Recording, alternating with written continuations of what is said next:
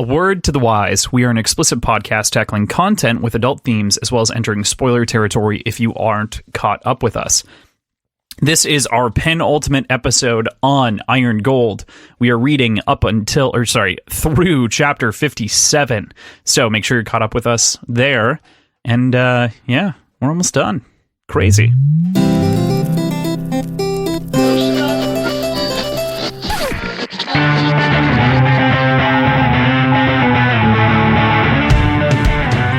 Hey there, this is Cross. And I'm PJ.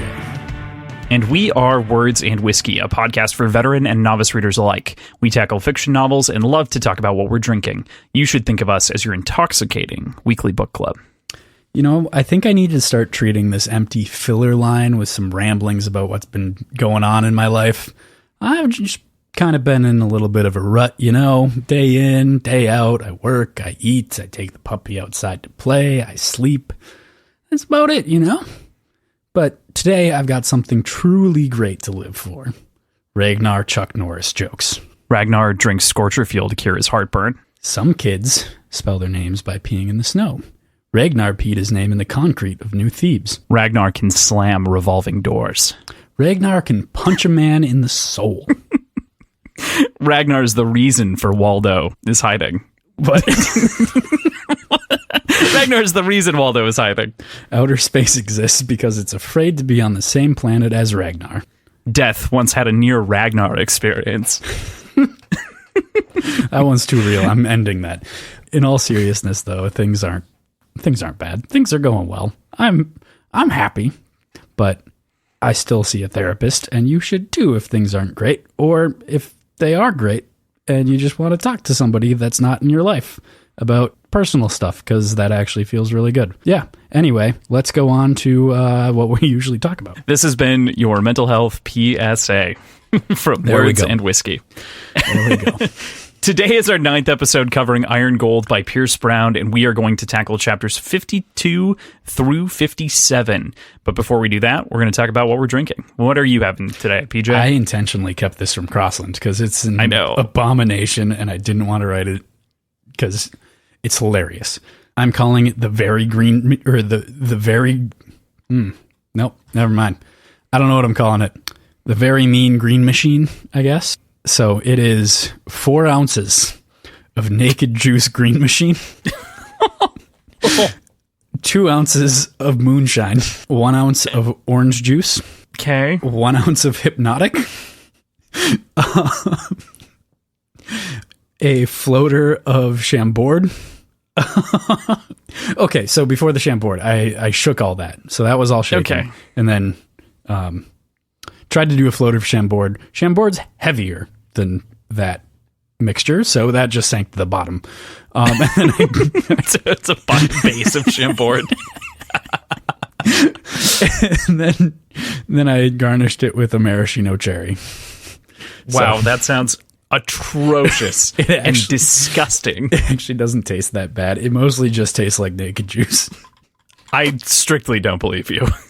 I mean, I guess like the thing about moonshine is the flavor's relatively neutral. Yeah. So you're basically just adding gasoline to whatever you're drinking.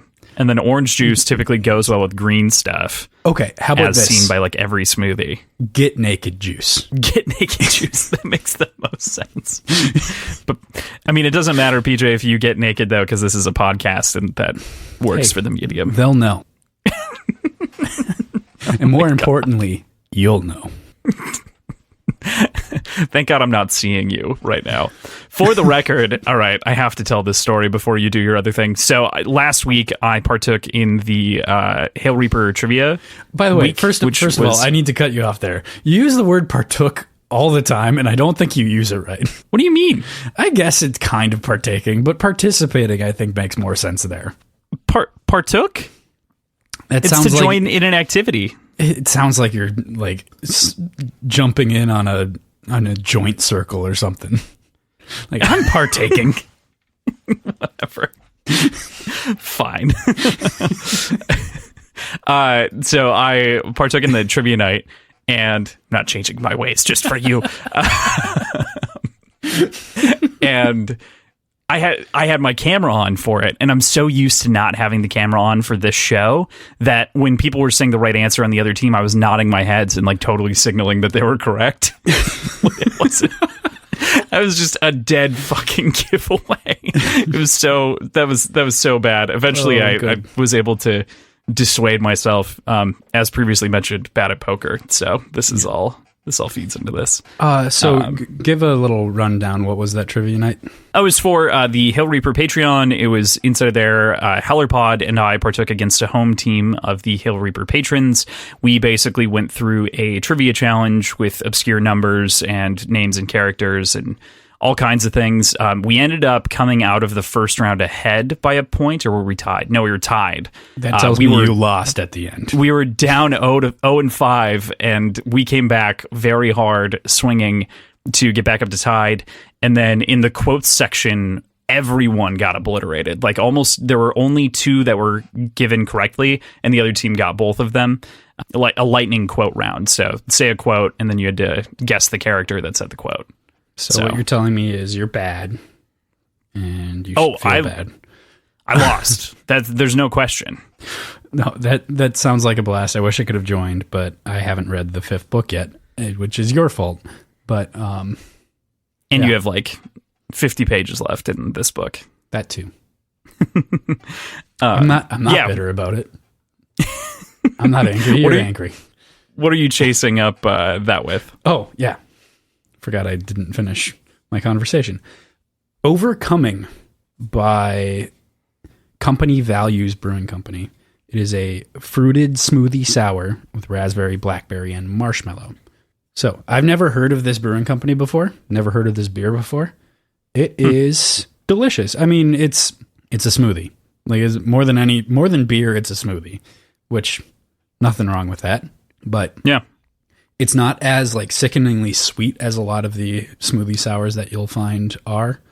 There's a lot of thickness to it just from the amount of fruit that's in there, but it's not like chunky like some that I've had in the past have been. So I think it's well balanced. There's a decent amount of tartness on top of the sweetness and the flavor. I think it's really, really well done. So I'm happy with it. Cool. And the can sounds good. Sweet. Sounds really tasty. Nice. What have you got for us today, Crossland? I am partaking in the patron selected drink. You guys chose whiskey this week, so what I'm having is a smoked honey whiskey sour. So I smoked an ounce of honey, which was an interesting experience. I don't think you're supposed to do that's bad for your lungs, Crossland. I see you. I see you over there thinking that I put honey in like a cigarette with tobacco and whatnot in it. Who do you think I am? It's a whole ounce just wrapped up into a cigar. Oh my God. Can you imagine it leaking out the end? That's disgusting. So 1 ounce smoked honey, 2 ounces of bourbon, homemade sour, 2 ounces of homemade sour, so it's equal parts, and then an orange peel for affectation and a little bit of prestige to make it look nice. Overall, really tasty. Very, very tasty drink. It's got, obviously, the back of smoke is excellent, and it gives it kind of a campfire warmth. I'm sure it varies based on the wood chips that you use, but yeah, it's delicious. That sounds so good, though, and I want to try it. So yeah, it's fairly easy to make. I mean, the biggest thing is I had to buy a little tiny hand smoker, but I've kind of wanted to get one anyway. I know. That's where I was at. I was like, I want to try making some like smoked cocktails and whatnot. So I was like, fuck it. Here we go. Mm-hmm. And that's where we're at. So I'm following that up with a high-pitched Mosaic IPA from Highwire. It is their kind of mainstay beer. It's their constant drinker on tap. It's very good. It's very citrusy, big grapefruit. It's delicious. It's right up my alley. Awesome. A little bit dank, but it's all solid. So last week's predictions. Does the Duke of Hands already know that Ephraim is compromised? You said yes, and the answer is yes. No, it's absolutely. I thought I could trick you. No, but very horny. The Duke is very horny. The Duke has a thorn of his own. A throbbing thorn, a hardened thorn, perhaps. All right. You have to drink. Maybe a stem. Stem? Well. All right. I did take a drink, but I'm going to take another one. Here, for the Thorn comment. I'll slurp for you. No, you don't need to slurp. So with that, let's get into the chapters. So we start off with chapter 52, which starts with Darrow, host of the Minotaur. The Minotaur's soldiers to his speech is certainly something. There are a couple of throwaway historical lessons tucked in here. The feast that's mentioned is obviously an example from a play. But it's interesting to kind of have another angle on one of these speeches, a true kind of golden rallying cry. I love Darrow's comment about observing how he walks and holds himself throughout these speeches. It kind of mimics the flow and climax of the speech as well, as he starts to bring himself up out of sulking into standing tall. And how he just holds himself carries a serious weight with his soldiers. Yeah. I think the most interesting thing for me was how they could have remained loyal for so long. Like, fervently loyal, even though they were kind of fucking around and indulging themselves. Like, they're standing at attention. They are embarrassed by, like, him calling them out on their shit. Like, after this, what, a decade? He's been in there for a decade. Mm-hmm. And they still, like, will die for him, as we find out later, which is pretty crazy. But I think the coolest part is Darrow and how that same comment applies to him. It wasn't the same amount of time. He wasn't gone for a decade, but he was gone for a year, wasn't he? 9 months. And we still, like, he became more loved after that time with the Jackal. So I guess it kind of makes sense. You can see that reflection there between the two of them. That's actually a great point about sort of the loyalty of his troops. And yeah, that's clearly kind of driven as a parallel point home throughout this whole thing, is that the Darrow and he aren't that dissimilar, and they kind of even come to agree on a number of things when it comes to the war and in different moments. It almost feels like if we were watching from the Minotaur's perspective, we might have some strange sympathy for him because we know Darrow as a character, you know? Yeah. They are parallels. There is a point later on where Darrow's talking to the Minotaur, to Apollonius. I don't know why we're strictly calling him the Minotaur. I guess that's how he's mostly referred to in this section. He says something along the lines of, he assumes Severo mistakes his politeness for friendliness or something like that. Mm-hmm. But that doesn't seem that genuine of a comment. Darrow doesn't seem to be strictly using him as a tool. I think he's starting to kind of see the similarities and see the appeal of Apollonius. Yeah, I think he's still repulsed by him, but at the same time, he definitely has an understanding of him. He doesn't mention it, though. He doesn't mention any of his, like, heinous acts of the past. His internal monologue doesn't dwell on that. No, he also specifically says that he doesn't dwell on anything throughout these sections. So that's another note, is that he specifically is trying to push all of that from his head. But before the horrible other shit happens, there is a moment where he definitely is like, dude's just fucking out of his mind. But he's mostly focused on the conversation with Severo more than anything else, of course. So that kind of takes precedent until, you know, everything else walks in. So speaking of Severo's back is kind of finally broken here by Darrow. What did you make of kind of the flare up between the two of them, considering where they're at? I think that was a long time coming. I mean, frankly, it surprised me that these topics didn't really show their faces earlier. Neither of them. Yeah, we've been discussing them mostly like all book. We have, but not between the two of them. No, yeah, right. I'm saying we've been talking about the differences between them. But they just have been avoiding the conversations altogether. Like anything, there's the conversation of Ragnar and Pax and Severo's dad and so many other faces that we've lost at Darrow's hand indirectly. And Severo has never addressed that directly to Darrow's face as any sort of accusatory way or otherwise. I think it'd be healthy for them to just kind of hash it out, you know? They haven't. It's festered long enough that it seems like that's not going to be productive at all. It's just going to cause them to fall out altogether. And then there's the comment that Severo sees in his eyes or something that like he actually believes he's a god and that he can't die. And honestly, why wouldn't he believe that? He's survived this much, but at the same time, even if he physically dies, he knows that he has such a ridiculous following that his legacy will go on, and maybe even will go on harder if he dies. There's that, and I don't know if that's actually on Darrow's mind, but he doesn't deny anything internally when Severo brings that up.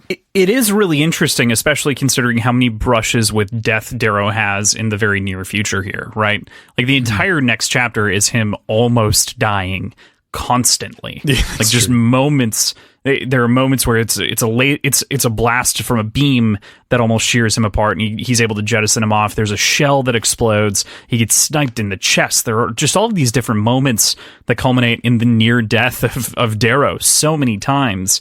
And, you know, if that was happening to you all the time, you might be overconfident enough where you maybe did think that you were a god. It's tough. There's a whole fatherhood thing here as well that's lingering between the two of them, and sort of the way that Darrow is able to put away Pax and kind of pack that away because he's got the thing at hand, wherein Severo is fighting to survive, specifically to see his kids, it feels like. It's an interesting comparison. With that, I also want to bring up the other comparison between Darrow and his friends, of course, which is that Darrow immediately... Before you divert away from that real quick, I think what's the most interesting about that comment, how Severo seems to be fighting for his kids and Darrow seems to be pushing it away. Darrow seems to think that the fact that Severo is holding on to his fatherhood and holding on to his children's like livelihood as a weakness. Like there's the comment, he can be a dad on his own time, or he can be a father on his own time. Like he has not only pushed Pax out of his mind, he has pushed the idea of fatherhood out of his mind, which is a little bit more intense. Mm-hmm. Yeah, that's a great point. He is literally burying his responsibility to be a father under the current circumstances. And judges Severo for not doing the same. Correct. Yeah, for his friend for not doing the same. It's a lot to take in, especially as I think that this is easily the biggest fight that they've ever had between the two of them. I mean, it doesn't come to blows like some of the other fights have. Yeah, but sometimes words are worse than blows. Sticks and stones may break my bones, but words will never hurt me. That's, well, you know, isn't the Roke line something like friendships are forged over a lifetime but broken in a matter of minutes? Yeah. Something like that. I don't fully recall. I'm with you. I'm completely on your side, and I agree. I just like being obstinate. Yeah. I've already brought up the quote, of course, but there's even the direct comparison to that of Roke's heel turn here as well. And that makes Severo's decision that this is going to be his last have the same sort of final note that did. And the whole thing just reeks of that same Roke moment. What else do you get from that? Well, I think Darrow internally evoking the Roke turn, and I mean, he doesn't call it a heel turn, but it is. It tells me that Darrow has all but effectively started seeing Severo as an enemy, which is not a good mindset to be in going into war. I don't know if he sees him as an enemy necessarily, but he sees him as a friend who is slipping away. Yeah. I think that it's not so much enemy or adversary yet. He hasn't put him in that full camp, but he can't help but recognize what losing a friend is like, because he's lost, you know, a couple, not even the ones that just died. You know, you think of like Roke and you think of Tactus as probably the two most obvious betrayals. Right. And oof. Yeah. I think you can clearly make the comparisons, though. Like, Severo is a dear friend, just like Roke was. And he's kind of sick of Darrow's shortcomings on communication and the lack of concern for the people that are closest to him. And it seems kind of too late to have any sort of redemption in the moment. So, that's exactly what he went through with Roke. And it's kind of no wonder that he's evoked here. I think going back to the fatherhood point a little bit, just because I kind of have it on my mind still, Severo never really seemed to care about self-preservation. and Darrow matched him in that sentiment. But through fatherhood with both of them, Severo has grown and changed and understands that there's more to live for than just the battles that they're in the moment. And Darrow hasn't, either intentionally or just by nature of his own thought process and how he's been molded. He doesn't see past that, and he doesn't dive into self-preservation like Severo is now. So that's another kind of rift growing. It's so sad to see, right? It's just, it's a tragedy in many acts that we continue to see unfold, from Darrow to his friends, and he's repeating the same mistakes. And you think he would have learned at this point, especially given the commentary on all the graves that they leave behind and sort of the similarity. But he's making the same mistakes for completely different reasons and completely different scenarios. Like this rift with Severo is not so much because of the lack of openness with him, and that absolutely has a place there, but it's because of the way they've kind of grown apart in just personal ideologies. Severo's no longer the tool that Darrow has always needed and always used in war, because he has something to live for now. Yeah, you're right, and that is definitely different. I guess my thought process when I'm thinking about Darrow is sort of the shift in my ability to agree or empathize with him to a certain degree, right?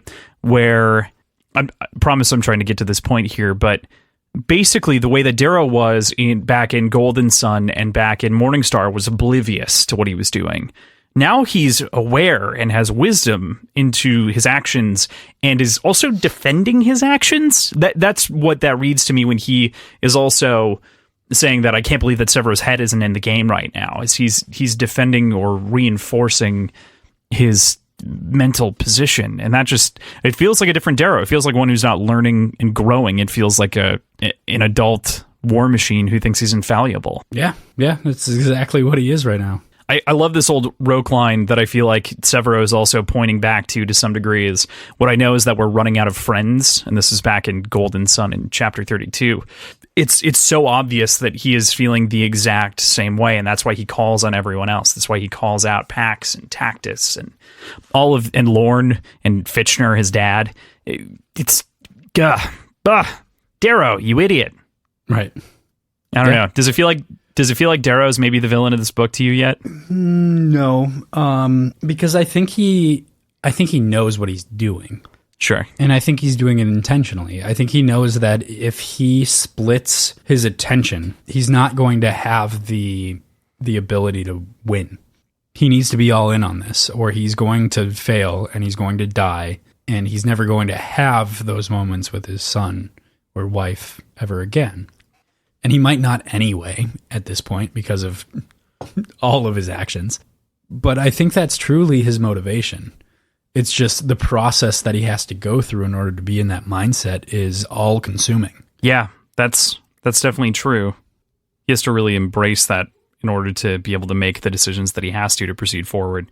We get that at the very end of this section as well. So I think we'll circle back to this a little bit at that point. But let's move on to kind of the rest of this chapter. I think it's an interesting thing to see Hell Reaper twice within almost a page of each other, said in different diminutive tones. The first being Severo as he's walking away, and the second being Apollonius as he is kind of waving off to Darrow before they go into combat. What'd you make of the two different uses within a page of each other?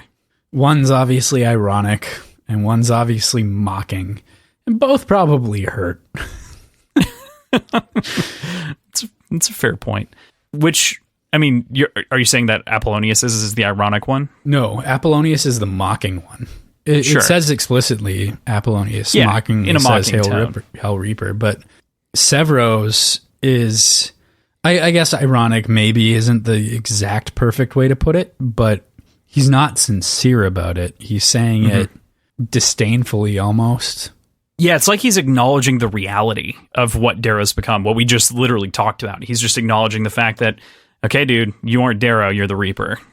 You're not Darrow, my friend. You are the Reaper. That's a great point to bring up, and a great way to look at this, because he is two different people entirely. You look at him when he's sitting with Pax in the garage looking at the hover bike and how much he wants to be there. He understands that he's got this duty to himself and to what he believes is to the entire Republic. But he wants to be there, and he wants to see how this kid grows, and he wants to spend as much time with him as he can, and that's Darrow. But then once you get into the war move, he's the Reaper. He is an entirely different person. Yeah. I hadn't considered that. He just, as you've so eloquently stated before this, he just completely flips it off, and he's just in the other mode for the most part. But I totally think that's what Severo is going for here, is, like you said, it's dismissive in a way, but on top of that, it's totally acknowledging what he views as the reality, which, I mean, doesn't he also disavow and say that someone else can be Ares here too? He straight up says that he's done being Ares. Yeah, like somebody else can do this. Exactly. So let someone else be Ares. That's it. Yeah, so that's what I also find so interesting as we look at these parallels, is that you've got the Reaper call out for Darrow, and then Severo basically backing down from his title because he wants to be a father, and he can't be that idol of war and rebellion anymore. Right. And I think that this is entirely changing the way that I'm looking at Darrow and his motivations here, because I think this is the process that he has to put himself into in order to get things done. He needs to disassociate. He needs to be a completely different person, and trying to evoke the emotions of Darrow while he's not Darrow isn't going to be effective, and honestly probably would deter from the mission. Yeah. I can't disagree with that at all. I think that you're definitely right, but that doesn't make him, or that necessarily a good thing for Darrow or for his family in the long run. Not necessarily for his family, but for his goals. I think it's exactly what his right. goals need. Yep. Which, I mean, say what you will about that, his goals are noble, aren't they? Yeah. So I had so much disdain for him and anger for him, but now I'm completely piviting because of that sentence. That wasn't meant to give you that. I'm on Darrow's side. I don't think you should be on Darrow's side because of the fact that he's able to just turn it off. That's worse in my head. Isn't that better? I mean, no, because he's not picking a reality. He's ultimately trying to have the best of both worlds, if you want to try to simplify it down in a way to get the job done. I mean, so the ideal would be he decides that he doesn't have to be doing this anymore, and he retires and lives with his family. And that's great. And that is the right way to go. But he has this overwhelming urge and responsibility or feeling of responsibility for the Republic as it exists. And he understands himself that if he completely turns off everything and focuses his entire being into keeping the Republic safe and doing what needs to be done in order to make sure it goes forward the way that they have planned, if he understands that he's going to be distracted by a kid and his wife, isn't it better to turn it off? I mean, better in a way, I guess, right? So the reality is still, if we go back to the fantasy that Darrow has where he can retire, that he has this ability to retire, as we were looking at the beginning of this book, if we go back and we engage with that fantasy, that's ultimately what Darrow wants. And he's also sacrificing all those things because he's not making those decisions. And so his choice here, to me, reads as one where he's choosing war over family. I understand the perspective of turning it off, but ultimately he's also choosing to not be there for his kids. And so his kid is distant, Yeah. That's just sort of the nature of things. Because you aren't there, you can't repair that no matter whether or not you can turn it off in battle to support this. I do agree with you, though, as I literally mentioned later, he's kind of choosing to be the dad to one thing and not the other. So what if he can't turn off the Reaper? And I agree with you. I don't think he can. When he's with his family, he's constantly battling between Darrow and the Reaper, but he's able to turn off Darrow. So if he satiates the goals of the Reaper and gets that done and like finishes whatever needs to be done and can retire, the Reaper doesn't have to exist anymore and he can just be Darrow. But that's also Dancer's point right at the beginning of the book when he's talking with him, right? He's taking that walk with Darrow through the forest, and they're having that conversation, and Darrow's like, all we have to do is purge the core. And then Dancer's like, okay, so then what are you going to do about the rim? Because, you know, they're not going to deal with this long term. And he's like, we'll do whatever we have to deal with the rim. And then he's like, okay, so then what's the next fight? Because you know that this is never going to end, right? And Darrow kind of just doesn't really acknowledge it out loud, but he acknowledges it silently that Dancer is totally correct. And I think that you're right. He just is the Reaper, and he's not willing to admit that. I don't necessarily think Darrow is in a healthy place, but I think based on who he is in the moment, he's doing the right things. Mm-hmm. He's doing what makes the most sense for who he is right now. That's not to say I think he should be who he is right now, but I do you understand what I'm kind of rambling through right now? I definitely understand what you're saying. And it's even better that we started this conversation with a note on mental health, because Darrow's not in a good place. Darrow definitely has some anger issues that have not been addressed. Yeah, the whole. Yeah. I'm sure there's a whole host of other problems, from growing up in the mines and being lied to your entire life to believe that you're providing the future for prosperity, when in reality you're a literal chud. And then dying 3 times, and then getting tortured in a box for, the better part of a year, and just the list goes on. I think I misattributed chud. What does it stand for? Cannibalistic humanoid underground dwellers. He's not a chud. Correct. He just lives underground. As far as I understand, he's not the jackal, so he hasn't eaten people. I was about to say the jackal joke, so that's good. Yep. Glad you skipped by that one. Sorry to misappropriate the term chud. He's just a regular dick that grew up underground. Anyone who has read Stephen King probably has a different interpretation of chud as well, because it's so important. Every goddamn episode. Well, do you bring up Stephen King? I can't help it, man. I can't help it. Eventually we'll get there. It'll be fine. So the final note of this chapter, because we've spent a long time on this first chapter, the better part of a half hour, is the Minotaur donning his horn helm and reciting John Milton's Paradise Lost is certainly a visual image that sticks with me every time to kind of kick off the way that this battle starts. I think that it's just a fantastic moment in imagery, and I think it is when Apollonius starts getting called and really referred to as the Minotaur. And he also changes in a way, just like Darrow changes to be the Reaper. And later he even makes that comment, which is, I think, just reinforces the point. Yeah. Yeah, the Minotaur is such a cool fucking dude. Paradise Lost is brought up a shit ton of times this book, isn't it? Yes, always by Apollonius. Oh, is it always by Apollonius? Okay. Maybe there was a reference right away in the beginning that wasn't, but yes. Maybe. I feel like it was brought up by Lysander at one point, but either way. It might have been. Oh, because it was Nilton versus Milton at some point, right? Yeah, but that was misappropriated anyway.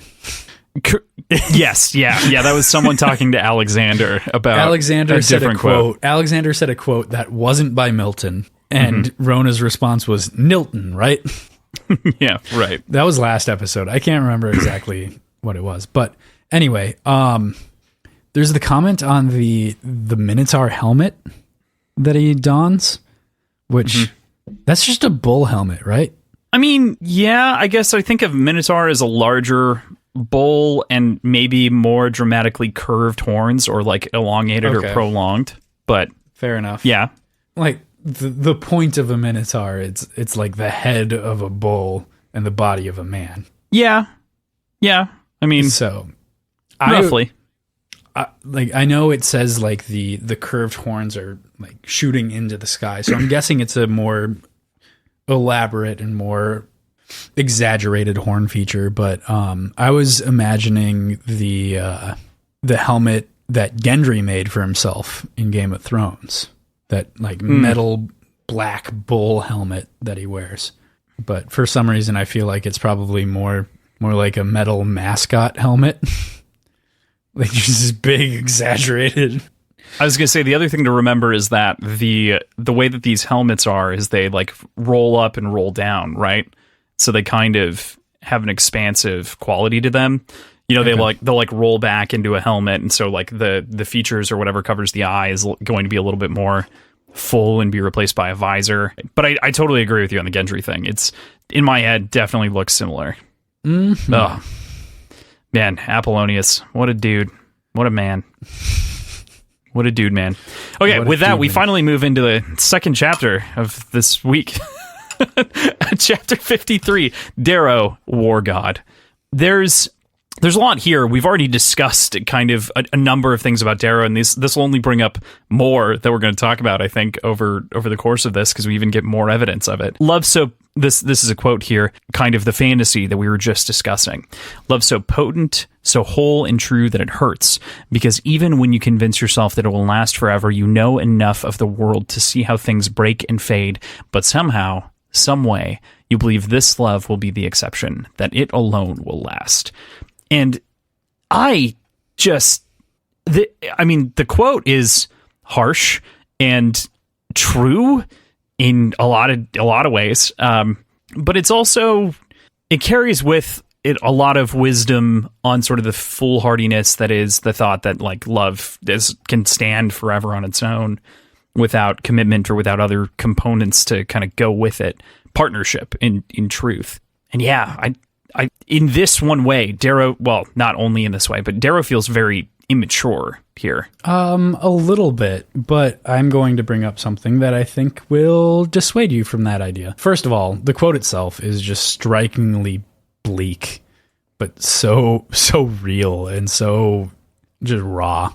But at the same time, this, as far as I can remember, is the first time that he's talked about loving someone in a way that doesn't seem overshadowed by the love that he had for Io.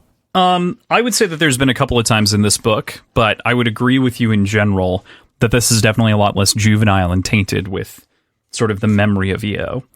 Because now he's been married to Mustang longer than he was ever married to Io. He wasn't, like... How old was Io when she died? Like, 16? 16, I think. They were married when she was 14, something like that. Yeah. So, I mean, he's been married to Mustang for a decade. And I don't know about you, I barely remember when I was 16. Like, I remember bits and pieces. I remember you were in my life. I don't remember specifics. Like, everything fades. Like this quote says, everything fades. Everything crumbles. Everything's gone. So live now. Right. Well, he's not even saying live now. He's saying... I know he's not, but I'm telling you, live now.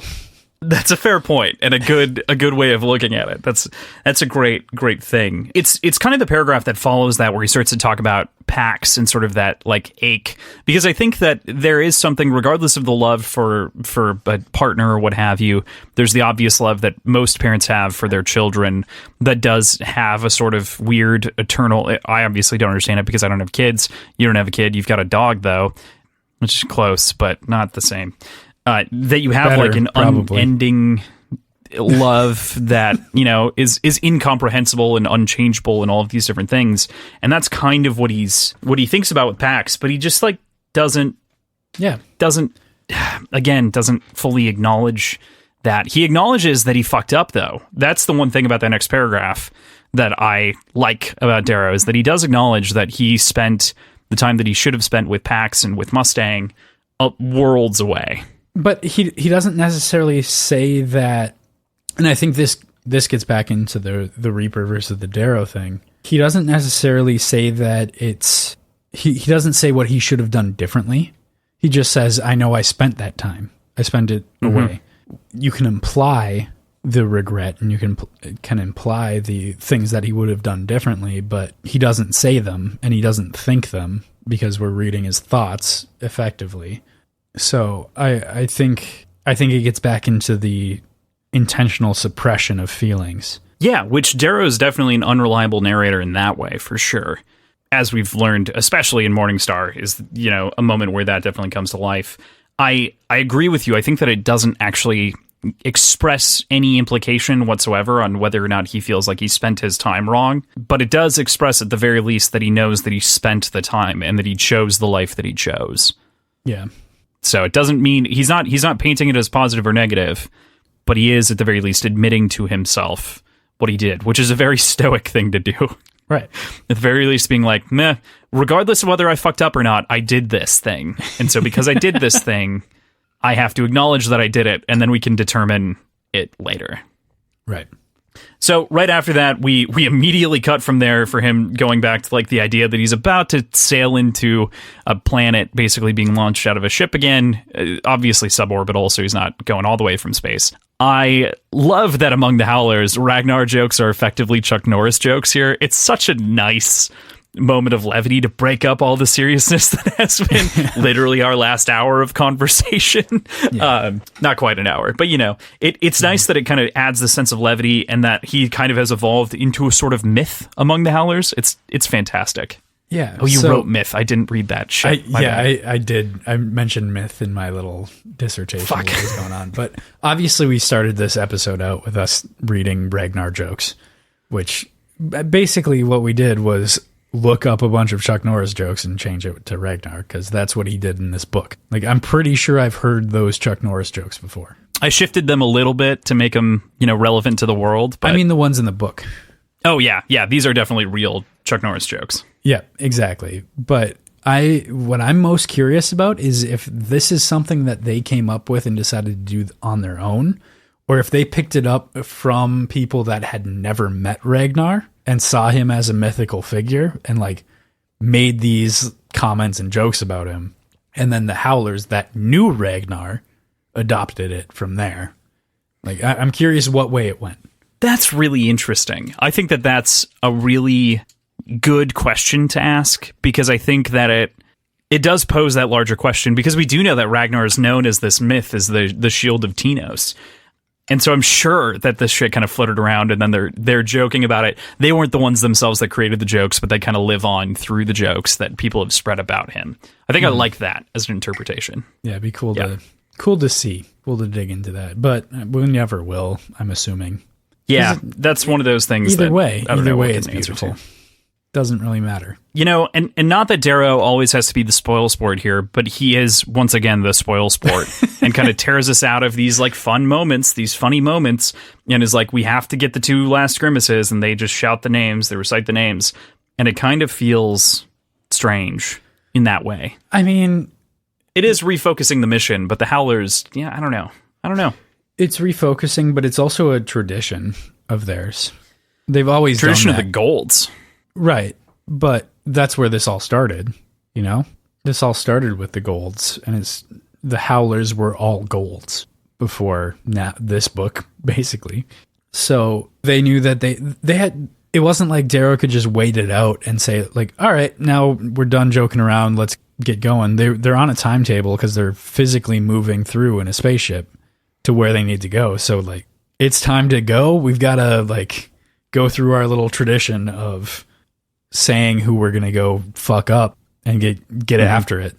So I get it. He kind of has to be the spoil sport in that sense, but I don't think it was meant to be anything malicious or disrespectful towards Ragnar. Oh yeah, I don't think they're being disrespectful at all, but it's just a kind of Darrow being a spoil sport. More to me than anything else. It's fair. Of course, they literally... You know what's interesting here? I just caught this while I'm looking at the page. If you look, Hierg la Ragnar, Severo snarls, Hierg la Ragnar, the men bellow back. Darrow doesn't say it. Interesting. That's interesting. Yeah. That seems weird. Yeah, I think that it just speaks to kind of the disconnect that Darrow in general feels to most things, as he's also become, as later he kind of becomes apathetic even to the deaths of like he acknowledges, but is kind of apathetic of the deaths of two of the Howlers that happen during this fall that we're about to talk about. So I didn't put this in the notes, but again, I'm staring at the page and I can't help it. That's just so good. My calm, silent with static. I am no father, no husband. I summon my anger, my hatred. I'm the Helldiver of Lycos, the Reaper of Mars, come to rip the life from the last great warlord of gold. And again, it gets back to what we've been saying this whole time, which is that Darrow switches off, Reaper switches on. Here goes. Yeah. What's interesting to me, though, is that he includes the Helldiver of Lycos as part of the personification, or not personification, part of the personality of the Reaper, because it seems to me that the Helldivers, while they have to face brutal conditions and they have to be at the top of their game at all times, their motivation always, constantly, is their family. That's a great point. Everything they do is to win the laurel, to provide for their family. to provide for their family. Yeah. Mm-hmm. The general work that they do. That's a great point. And the fact that he doesn't acknowledge that. Instead, he only looks at it as the job that it was, not the role in the culture that it was. And maybe it's a really great point. Maybe that's the point too, though. Separate yourself between you and your job. That's a huge disconnect. Great work. So I still think it fits your theme. The next part is kind of what I had mentioned earlier, where Darrow goes from the spit tube, obviously, and gets launched out and proceeds to fly into this absolutely crazy, chaotic scene of explosions and lasers and cannons firing past him, and evades death so many times in the air before finally kind of making it to the ground. These scenes in these next two chapters are fucking nuts. The way that, like, Pierce Brown just keeps you tapped into this like a live wire is just insane. It reminds me a lot of Golden Sun, the way that all of the just combat is described. And I miss that. That was something we really didn't get, this intense level of combat since Golden Sun. We did a little bit in Morningstar, but not to the same like war levels. Morningstar was more about the ship-to-ship stuff. You know what I mean? Like, it was about the fleets. So it elevated from the ground combat to fleet combat. So it lost a little bit of this. We got a little bit of it with the, what's the name of it? Bumblebee chapter. Yes. Yep. After Trig dies. But that was about it. Yeah, right. There's very little of kind of the war feel in that. And so this does feel like a return to the moments in Golden Sun here at the end. Mm-hmm. It's fantastic. The way that everyone kind of drops down and lands. The way that when Darrow lands and he has the particle cannon on his hand and fucking uses that to pierce apart the other gun that's shooting up at the Howlers is fantastic. I think that that's a great example of excellent description from Pierce Brown and kind of learning over the years to create his prose, how to craft that. So I really loved it. And also finally, well, I mean, not finally, but we actually know a physical number now, not just two people height for the the fucking suits that they drop in, the metal suits. The fact that they say that they're 12 feet tall and whatnot, and kind of give the description of them being disassembled. Absolute insanity. The star shells? Yeah. Yeah. Huge. But it also gives you the perspective in the previous books, you know, where you understand why they're able to cleave through as many golds as they are when the golds aren't in these things. I expected like 8 feet, like big, but still proportionally like, yeah, there's somebody in that suit. 12 feet seems like you're piloting something rather than being, because like, where's your head at that point? Do you just have an extra, 4 feet? Well, 3 feet at the bottom of your feet? Like, is your head still in its head's place? Or is your head in the torso? You know, I would imagine that your head would probably go in the headspace. But also, this explains why it's so difficult to get out of these fucking things, right? Yeah, but all right. So where's all that height? That height has to just go basically below your feet then.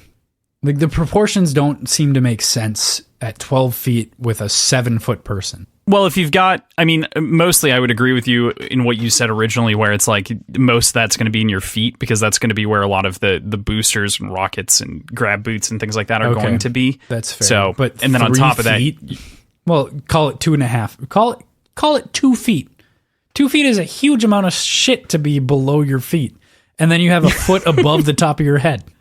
Assuming you're a 7-foot gold, which Severo is not. Yeah, that's fair. Severo is real tiny. It's a fair point. Pretty fucking cool, though.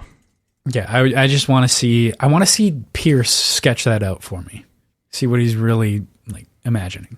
Yeah, I mean, there are definitely sketches out there, and there are, like, approved works of fiction, especially in Dark Age. They show one of these things, so it definitely gives you the perspective.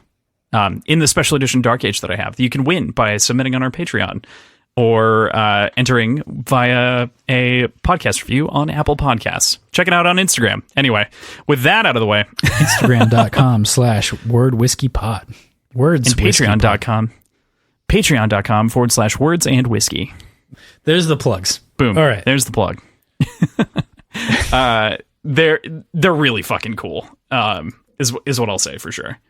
The artwork is fantastic. Yeah. I'll send you some next time. Sounds good. But still, the challenge is still there. Piercy boy, give a little sketch. Give a little doodle of what you're imagining.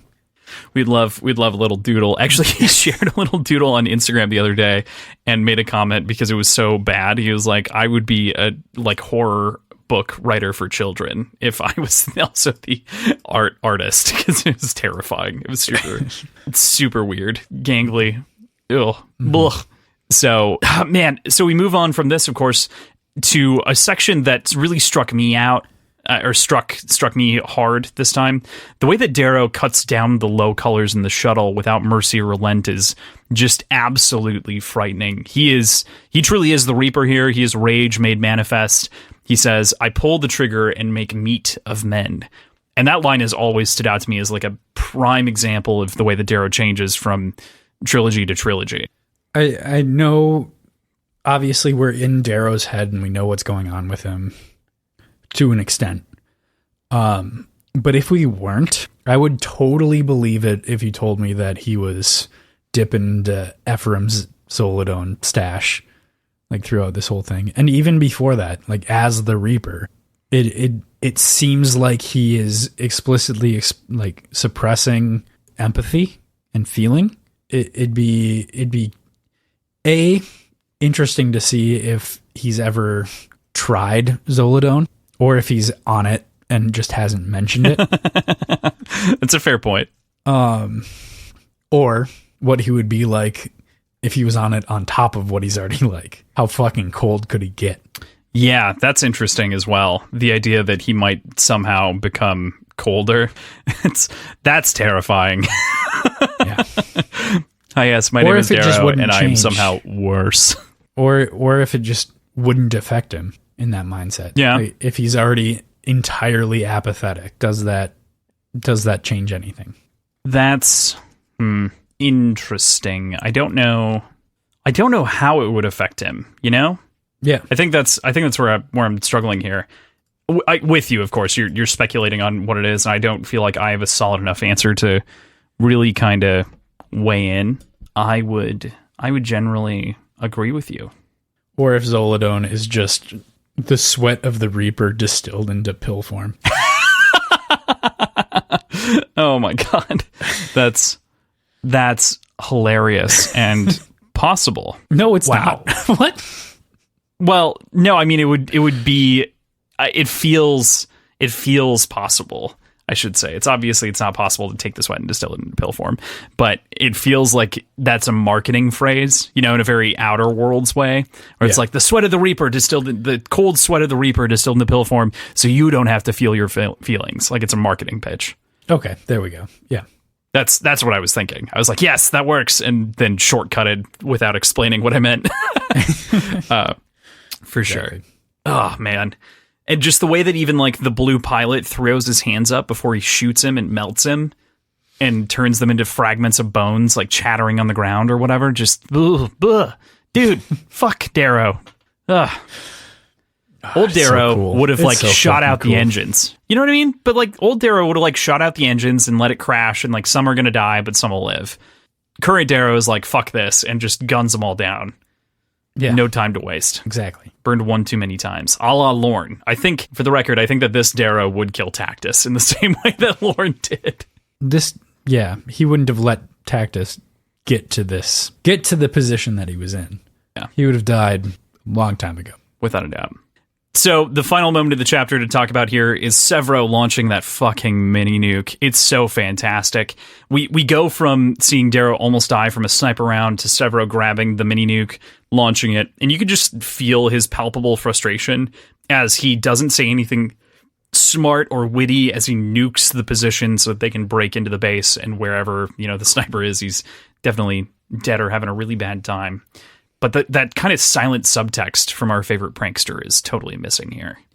Yeah. I mean, he kind of starts walking away before the actual impact of the nuke, which gave me very cool guys don't look at explosions vibes the entire time. Again. Yeah. But it was definitely a frustrated, not himself, just kind of doing what he has to do, Severo. Get down to business, Severo, which we don't see ever. Right. He gets shit done, but he does it kind of in a Deadpool way where he's constantly making quips. Right. He does kind of have that same sort of Deadpool or Spider-Man feel where he's always got like the one-liner to follow up the thing. And he's always kind of prepared for that. And that's where I find this Severo to be so much colder here, obviously after the speech with Darrow and kind of the finality of this moment with the Howlers, and also subsequently the death of a couple of Howlers. Like there are reasons that he thinks that this is stupid, and he's kind of fucking right. Darrow's lucky that he didn't die 3 times, like at least. Yeah, Darrow is incredibly lucky.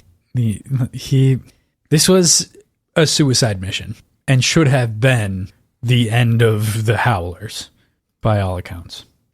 And may still be. Well, may still be. You're right. Not all the Howlers. There are plenty of Howlers that are off planet, but I mean, you're losing core members here. Yeah. Or at the very least, they're at risk, especially with Pebble Clown, Milia as well. Speaking of, we'll go into chapter 54, Darrow, Wrath of the Republic. This entire chapter gives me the Boondock Saints, there was a firefight vibe from what happens here. Is obviously there's just this intense moment of these 8 golds in their suits, 7 golds, Darrow's not in his, charging the Dragoons of the Ash Lord and the Peerless Legio 13 Dracones. Milia just dies after lopping a head off of a gold. She's literally been with us in every single book. Yes, I had to look this up after I saw your comment, but she's literally been in every single book. I don't believe you. Frankly, I have all the chapters. All right. I did a search text just to double check, and she is in literally every book. Well, it doesn't feel emotional at all to me. Like it could have with another Howler. Because it felt like she hadn't been present since book 1. And she really wasn't that present in book 1 either. She was very present in book 1. Not really. She was all over the place. I have at least she was there. We didn't get emotionally invested with her though. That's true. That I'll give you. The emotional investment we really get in her is in this book when Alexander is kind of in love with her. Yeah. Or dating her. Yeah, it doesn't feel as tragic as it would with another Howler that we actually got intimate relationships with throughout the series. Totally. I do think it raises the stakes though. And creates the stakes as it stands. So it's definitely fantastic in that way. Right. Her getting cut in half is a whole thing, I think, at large. It's well described. Yeah, right. As well as all of the destruction of all of the other folks' suits over the course of this. The fucking Severo's suit getting torn apart gradually, stage by stage, and the entirety of the other Howlers getting dismembered, their suits being dismembered and them having to shed them, while still chipping away at the golds, thankfully. It's a brutal fucking chapter, man. Mm-hmm. But one cool note though, is like Thraxa using a power hammer is fucking amazing. Like seeing a different melee weapon be employed is pretty fucking cool. And she's in a mech, which I don't know how big those are if the star suits are 12 feet. She's in a star shell as well. That's the mech that they're referring to. The star shell is the mech. Yep. Okay. I assumed it was something different because that was the first time they referred to it as something other than star shell. I think they've called it mechanical suits, but I don't know if they've ever called it a mech strictly. So I assumed it was something entirely different. So never mind on that one. But as far as the weapon itself, I was imagining the gravity hammer from Halo. I'm assuming totally that's probably what most people thought of. But or the Overwatch dude's rocket hammer, you know? Yeah. What's his name? That was the other one. Those are the only two that, you know, I can think of as prime examples. Mm-hmm. Is the giant rocket hammer or I would go, it's probably closer to the Halo hammer, probably the way that it, you know, works for the most part. I'm with you. It's super cool. I'm happy with the idea of it existing in this universe. It's moments like these when you can see the subtle influence of Warhammer 40k on the series. Pierce has talked a couple of different times about it having a light influence on the way that he thinks about combat and sort of the epic nature of things, not the rest of the story or plot, because the 40k story is incredibly convoluted. The like primary RPG story, not the books. The books are a little bit different, but the regular story is very complicated and convoluted, and he kind of borrows a little bit from that here as we think about the armor and the mechs and stuff like that. Mm-hmm. I don't really know Warhammer that well, so you don't know anything that well, so it's okay. Well, that's true. This mission was obviously incredibly dangerous. We've talked about that a couple of times. It was far too much for the Howlers to handle. Severo's proven right. This was almost a suicide mission, as he'd called out, with all of them ending up in horrible shape, dismantled by the forces of the Ash Lord. I mean, Severo has an arm facing the wrong fucking way at the end of this chapter. Pebble and Cloud are just missing, right? Like, we've lost 2 Howlers. We've lost another 2 that aren't even there. We don't really know if they're dead. We know that the other 2 are. We know that I think Clown was on his back and Pebble was protecting. So there's clearly going to be casualties from this fight. We lost Milia in front of our eyes. Apollonius, of course, comes to save the day and more specifically saves Darrow's scalp. That's true. I think this just kind of backs up the point that we've been making of Darrow versus the Reaper, and if they can be seen as 2 entirely different entities, because Darrow, the Reaper in this moment, really, he mentions things that are happening, but he gives no emotional thought to what's going on. Even with himself, when he's talking about being scalped, it is matter of fact the entire time. There's not a whole lot of emotion in general in any of this conversation. Really fucking cool to read. I don't know. I really like it. I like the way that this is presented to us through the eyes of somebody who is strictly looking at what is happening and not thinking about what that means on a personal level. Absolutely. And what's so interesting is the title of this chapter is The Wrath of the Republic. I think what's interesting is that the Wrath of the Republic, to me, doesn't read as this is the wrath of the Republic bearing down on the Ash Lord. It's the wrath of the failure of the Republic on Darrow and the Howlers. Because if the Republic would have been on their side, this is not the way this would have gone. Right. This would have been done very differently. And this is the wrath of Darrow's decision to kind of go to be supra, to remove himself from the Republic. But this is the wrath of the Republic's decision on him in his personal life, and also he chose to do this, so it's wrath earned in my head. That's true as well. The Minotaur shows up, of course, with the rescue, and once again quotes Paradise Lost as he cuts down and destroys a fucking Grey by smashing his head in constantly, like repeatedly. Yeah, just like absolutely pulverizing this dude's brains. Helping Darrow to his feet. It's so interesting, as not even Darrow thought that he was going to make it. You know, he was so, as you kind of mentioned a little bit before, he was so disconnected from the moment and felt as though the entire world was ending around him. What do you make of the Minotaur's formidable strength and ability to basically outmatch 4 versus 1 odds? So I believe it for him. It's just there's something that's tweaking my brain about whether or not like things actually went as they were said. Because I believe Apollonius could take 4-1 himself, but all of his men are able to do that seems kind of crazy. I don't think there's that many people that have the crazy strength of Apollonius.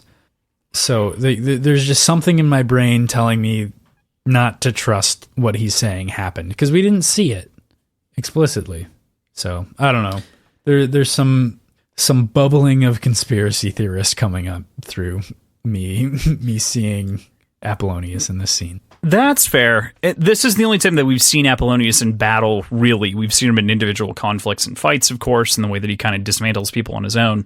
What is worth noting, though, is that originally he did fight on Luna to kill the Reaper, basically in his sleep, and murder his family. And those folks did very well there on their own, even when they were abandoned and turned on by the remainder of the Society Remnant.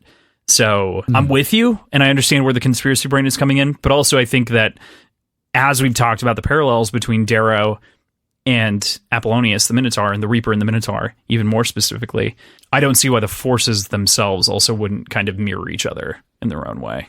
Right. Especially in the way that the Minotaur attracts power, and why these people are so dangerously loyal to him, just like how the Howlers are dangerously loyal to Darrow. Yeah, but they've been sucking down oysters for the last decade. Do you think they're in prime fighting shape?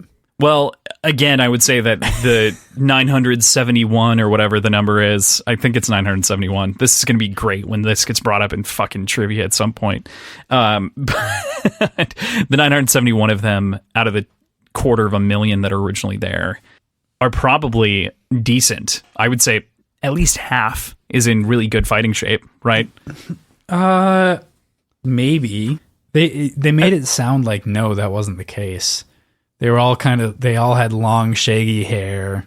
Like none of them seemed to be in shape. But they were inspired, PJ. They were inspired by getting beaten down in a speech by the Minotaur. It's 911 men, by the way. 911. Thank you for correcting that number. Yeah. I was trying to fuck everyone else up in trivia who listens to us and believes me. Men for America. Oh no! You just gave people a way to actually remember that. That's worse. There's a small thing here to mention that I find interesting to ponder. Shitting with me? Yes, shitting with you on the toilets at the same time. I mean, we do that. We never talk about it though. I know, right? But like, it's always great when. No, I'm done. I'm cutting myself off.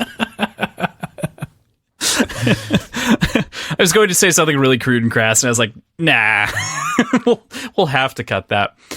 So there's a small thing here that I find interesting to ponder, which is Darrow says, "My face is so covered in blood from the attempted scalping that even my own mother wouldn't recognize me." His mom said something along the lines in Golden Son of, "I would know you anywhere across the stars," or something to that effect. I don't remember the exact quote. But I think what's more at question is whether she would recognize this new Darrow through the cruelty and damage as he does here, as he's done across the last decade, and kind of as this man at war. Yeah, so this is exactly where my mind went when I was reading this, was like, I think he's talking about how his mom wouldn't recognize the man that he's become and who he's grown into, and how this entire decade of circumstances, decade and a half of circumstances has changed who he is. And I think the blood on his face obscuring who he is to his mother is less about the physical blood and more about who he's become in order to put himself into the situation. And I guess that said, there were some substantial changes between when he was hanged and when he finally met his mom again at the end of Golden Sun. So maybe that kind of renders the point moot, but I don't know. I don't think it renders the point moot at all, because I think the changes were less severe between Red Rising and Golden Sun. Yes, they were intense. Yes, he became more intelligent. Yes, he was a trained military commander, but he still had the same sort of soul for all of that. You know, he hadn't really lost himself. But now I think I totally agree with you. I think that between the moment in the box and now, he's shifted dramatically. And I totally agree with you in the same way, where that line is clearly, it feels like it's clearly calling back to his mom not remembering, not being able to recognize this man as he would have cleaved his way across the battlefield and picked out that it was her own son. Right. Yeah. Blah. Blah. Blah. It's terrible as far as that goes. So, final point of the Darrow chapters here. We've got our very injured Severo, our bleeding out Darrow, and an A-OK Apollonius making their move inside to end the Ash Lord once and for all. Or to die horrifically. Yeah, that's a fair point. We'll see. I think they'll make it out. Just, I don't know. I've got a hunch. Okay. All right. So we get to chapter 55, Lysander Requiem. Requiem? Yeah, I was going to say that, but then I was like, because it's Requiem for a Dream, and I know that. I don't know why I was like Requiem. I've also said it Sovereign? Requiem. Sovereign? Requiem? Yeah. Requiem, yeah. Which makes more sense for the title Requiem for a Dream. Rhymes then. It does. I've always heard it as Requiem. Agreed. So we move right into the chapter, though, talking about, of course, our favorite thing in the world, Aruka the Brown providing food to Lysander. Do you think that he himself is the cook in charge of making those damn good sandwiches that we see later? Abso-fucking-lutely he is. And the fact that there's a Brown named, first of all, there's a named Brown. He's in the story, and all that tells me is everything is right in the world. There's nothing crazy going on. Everything is as it should be across the solar system, right? Right, of course. There's no mini nukes going off. There's no wars. There's no Iron Rain. All is good. We got a cook. We finally have a named cook. Well, I guess actually we had the named cook back in Is that the Golden one from Earth? Sun. Yeah, the Earthbound dude. Do not remember his name, but no. Well, he doesn't matter. He's not Aruka, you know. Yeah, he does matter though. He's the theme of the book. It's the theme of the whole series. I feel you entirely can't just drop it. like ashamed to have not remembered his name. I know. I feel like it spells something really cool if we can scramble out all the names of the different cooks. I think it'll do something really neat, important. Well, Point at to the the very final least, title, maybe. Pierce will be like, "Cool, you got it." You guys finally figured it out over there on the that Words and Whiskey podcast. You cracked the code. You have understood that my favorite color is brown. It's also my last name.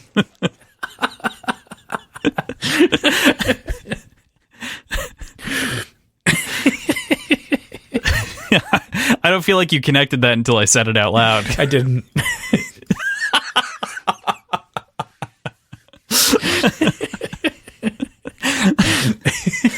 Shit. Well, and then we find out who summoned Lysander here, of course, and that is... You can't just do that to me. I can't. I'm going to leave you blue balls right there. Right there in that moment. All right, fine. But it's Gaia who summoned him. Packed with wisdom and intellect and cunning throughout this entire section. You're going to try to restart the sentence. You're just going to have to make me remember what you said when I couldn't pay attention. Oh, you dick.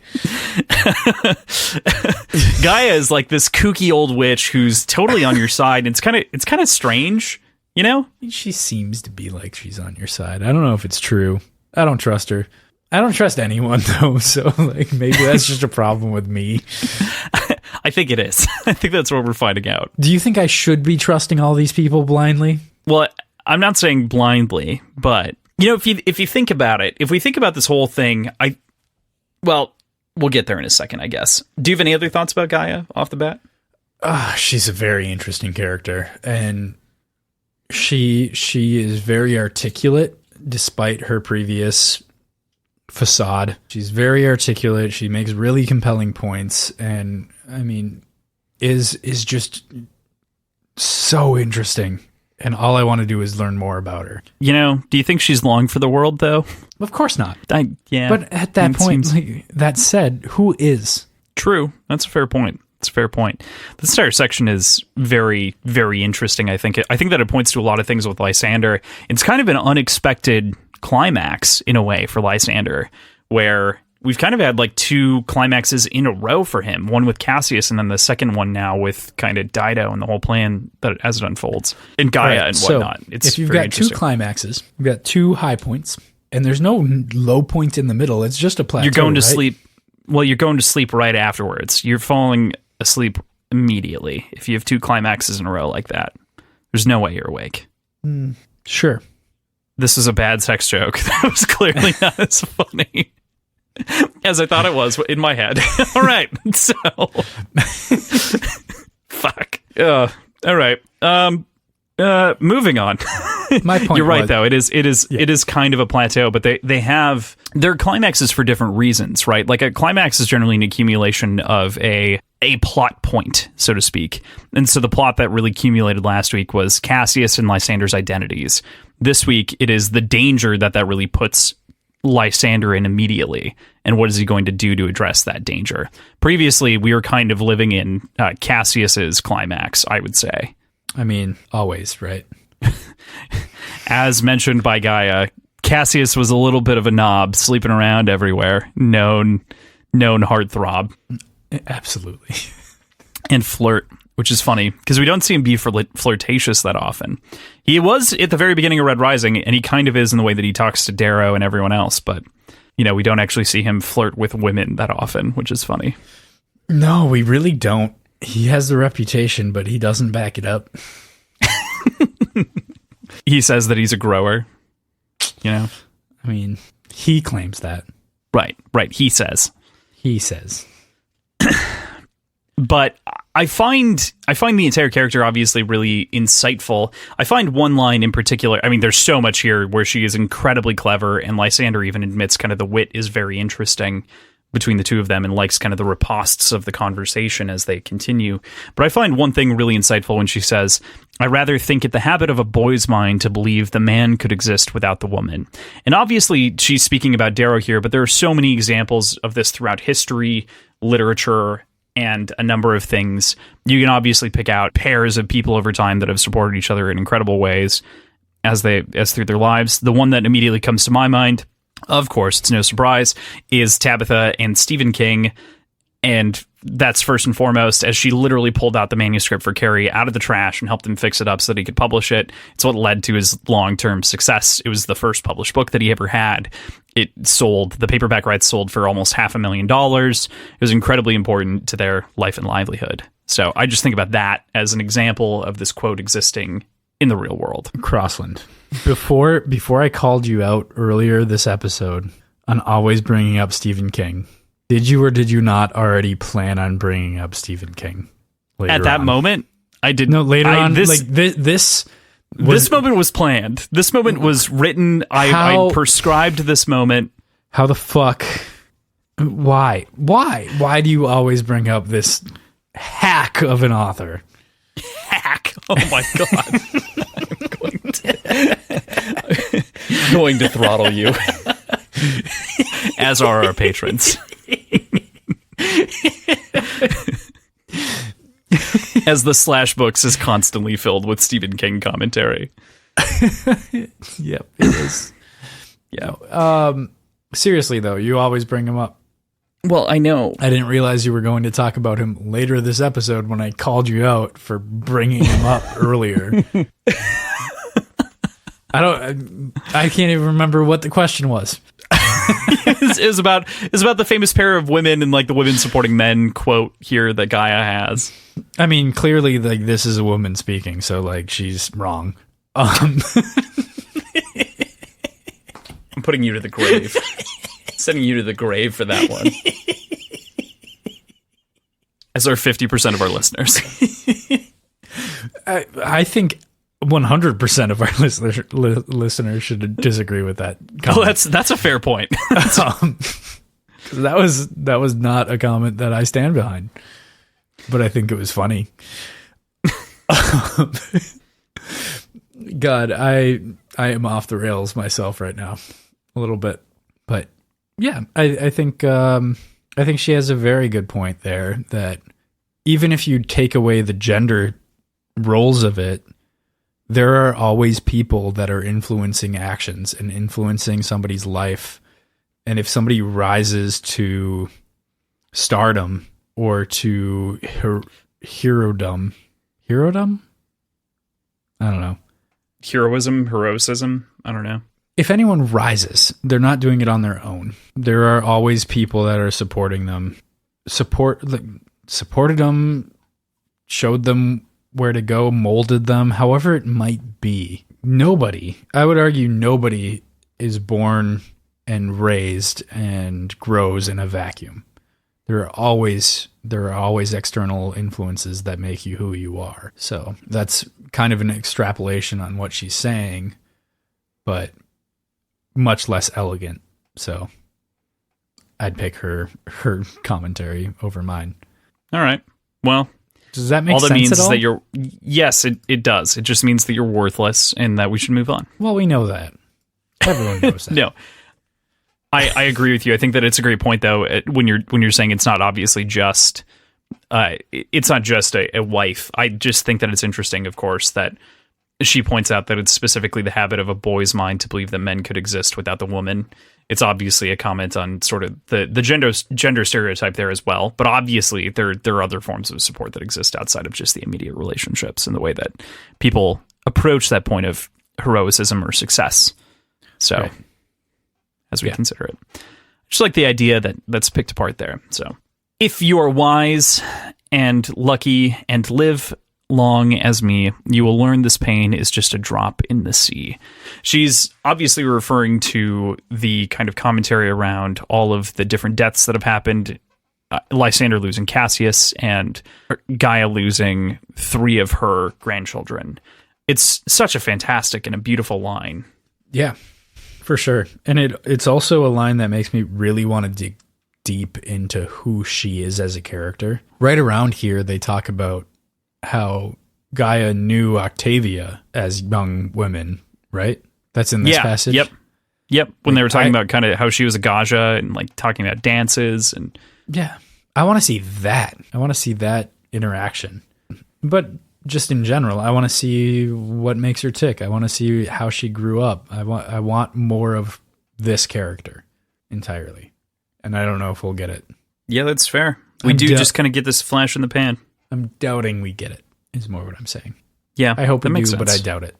It's interesting to see other characters that we know from other lenses and other perspectives, though. Even getting this glimmer of Octavia from her perspective, from Gaia's perspective, is fantastic to kind of color in Lysander's picture of Octavia and the way she might have been when she was younger, versus the way that the Rim lives and the way that gold is, and kind of showing this extravagance that was even there back then. It's an interesting one to kind of shape his opinion a little bit. Yeah. I think more than anything, I want the conversation between Lysander and Gaia to just continue, because I think it's evoking something that we haven't seen since Lysander has left, since Octavia was murdered. I think she could be that character in his life for him. When you say, are you saying from Lysander's perspective that we've been kind of missing this? Okay. Yeah. Or from in general as a perspective of the series having this kind of old soul around? Well, that too. But what I was saying specifically was Lysander, because he is so intelligent, but that intelligence shines through when he's picking apart the details of somebody much wiser and older than him and what they're saying. And whether or not he agrees or disagrees with it, he takes in that wisdom and processes it through his intelligence. And it's fun. It's just a fun tap back to Octavia a little bit. Yeah, absolutely. Could not agree more. What do you make of Lysander's memory lapse and sort of the return of the ability for him to remembering how to play piano in that whole moment? There's this sort of eerie way that it comes back to him, and it sort of flashes, and he remembers his mom and her hair hanging over top of him and all of these different things. What do you make of that? I mean, the biggest thing is, what else has he forgotten? What else is trapped in there, in that mind of his, that he hasn't actively thought about? And assumed wasn't there. I'm assuming there's a lot more that will be revealed there. Maybe nothing that important, but I mean, he was what, 8 years old when his mom died? I think it was a little bit younger than that. Okay. So I can't imagine there's a whole lot, but music makes sense to be something that could be learned and forgotten at an early age. I want to know what else, because the way it was written made it feel like there's something else that will come up later in the same vein of things that was taught to me and lost. And by me, I mean Lysander. Yeah. Dancing around this. Lysander's memory poses a really good question of whether or not this is like repressed trauma, or if there's maybe something else going on. Do you ever read on that at all? Or thoughts? I think his entire life is repressed trauma. It's a fair point. Like it's hard to really parse that out, because there's so much shit that's happened in his life. He hasn't had a whole lot of peace. Yeah, no, not at all. His entire life has been either violence or training to understand how to dole out violence in a way. Yeah. Political or otherwise. Right. It's a small thing, but what we see Lysander reunited with Pythia is just such a fantastic moment, sort of the embrace that they have.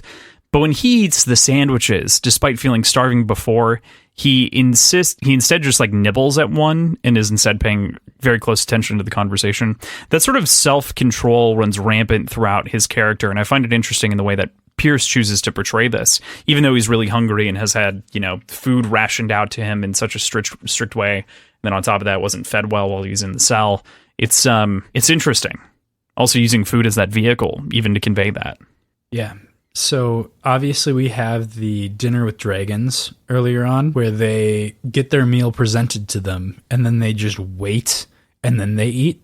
Mm-hmm. This seems like the more true example of how an iron gold can be in control of his desires. It's not that I have to take this time and wait and then I'll eat. It's more just, hey, food's here, I'll eat, but I'm not going to be gluttonous about it. I'll eat what I need to when I need to, and I'll be proper. Whatever. Like it makes him, he's presenting himself not intentionally, I think, as more steeped in tradition and more true to the iron golds than the Rim's golds are, even though that's all they want to be, seemingly. Yeah. Okay. So I just want to make sure that I completely understand. You're basically saying that Lysander is more of an iron gold out of behavior than out of a sort of forcing of tradition, because Correct. He naturally has this instinct to act like an iron gold would. Yes, exactly. Got it. Okay. Just making sure. Yeah, I totally agree with that. The Rim people, the Rim Lords, the Rim people, they have these traditions that are respecting the traditions of the iron golds and whoever. The heritage. Yeah. Their heritage, but it's so strict. It's not applicable in the same way to their entire lives. They're not applying it to what they do in every moment. They're just saying, we need to prove that we don't have that we can control these desires, so we're going to not eat for 15 minutes after we get our food presented to us. And sure, that does what they're saying it does, but it doesn't do anything practical. And he is living practically while abiding by those values, if that makes sense. Yeah, I mean, without a doubt. I think that you put it very eloquently, saying and delineating between the two. I think that a great example of that, if you want to point to an example of just going by the traditions but not really embracing what it means to be an iron gold, you can point pretty easy to Bellerophon as an example of that. Yeah, exactly. Barely putting up with traditions, which is unlike an iron gold. Mm-hmm. So, yeah, I totally see that and understand that. I think also just living your life virtuously as opposed to living it and explicitly following traditions because they're traditions. Yes, also true. Yeah, intentionally. I think that this word is overblown and overused inside of a lot of the self-actualized community, but living with intention, right? Like actually doing everything and choosing to do the things because you believe in them, not just because they're rituals. Right. Exactly. Yeah, I'm with you on that. So Gaia's proposal here is a smart one, I think, one that could help the pair of them attain freedom, Pytha and Lysander, from the trap they currently find themselves in, that being one of execution. How do you see it going if they were to have followed through? I think it would have been a much more uphill battle, and I think a big part of that is timing, because if he had... So he mentions he's choosing a side when he decides to side with Dido, because either way he's going to be choosing a side. Yep. And doesn't it make more sense to choose the side that's already ramped up and like ready to go to war than the one that's fractured and imprisoned and fighting the one that's amped up and ready to go to war? Yeah, without a doubt. I mean, it's a tough call, right? Because I think that if I were to put Darrow in Lysander's shoes, I think that he would have gone to Romulus. And I think that's what makes Darrow and Lysander interesting foils to each other inside of the story, is that Lysander chose the conniving route and Darrow would have chosen the uphill battle, as we literally just witnessed. But I think the important thing to point out in that scenario, though, is either way, Lysander's asks and goals are the same. Yeah, and Darrow's asks and goals would be the same. Not necessarily, because in Darrow's if we're scenario, just talking about strictly character traits, I'm talking like not okay. Pull out a lot of it. Put out the way that they would like just choose to behave. Darrow would go the path of going to Romulus because he believes him an honorable person. Lysander chose the path of least resistance, easiest path to success in a way. Or more clean. But at the same time, I don't think Darrow would go to Romulus in this scenario because this is after Ganymede. I know. And Darrow knows that Romulus knows shit. I know.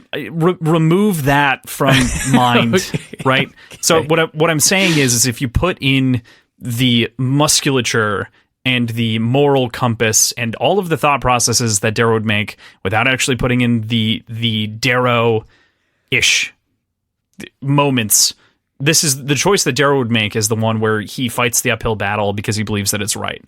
Lysander chooses instead not necessarily the right path, but chooses the one of least resistance that will lead to the most likely and best outcome. I'm going to simultaneously agree with you and disagree with you. I think you're right in that Darrow would go to Romulus. I don't think it's because it's righteous. I think it's because it's the uphill battle and it's more difficult. There's that. But there's not a world in which I think that Darrow agrees with Dido. I think he'd sooner go to Romulus. Oh, of course. But I don't think he agrees with Romulus either. Yeah, but he agrees more, and he's always proven to go with the person he agrees more with. Yeah, that's fair.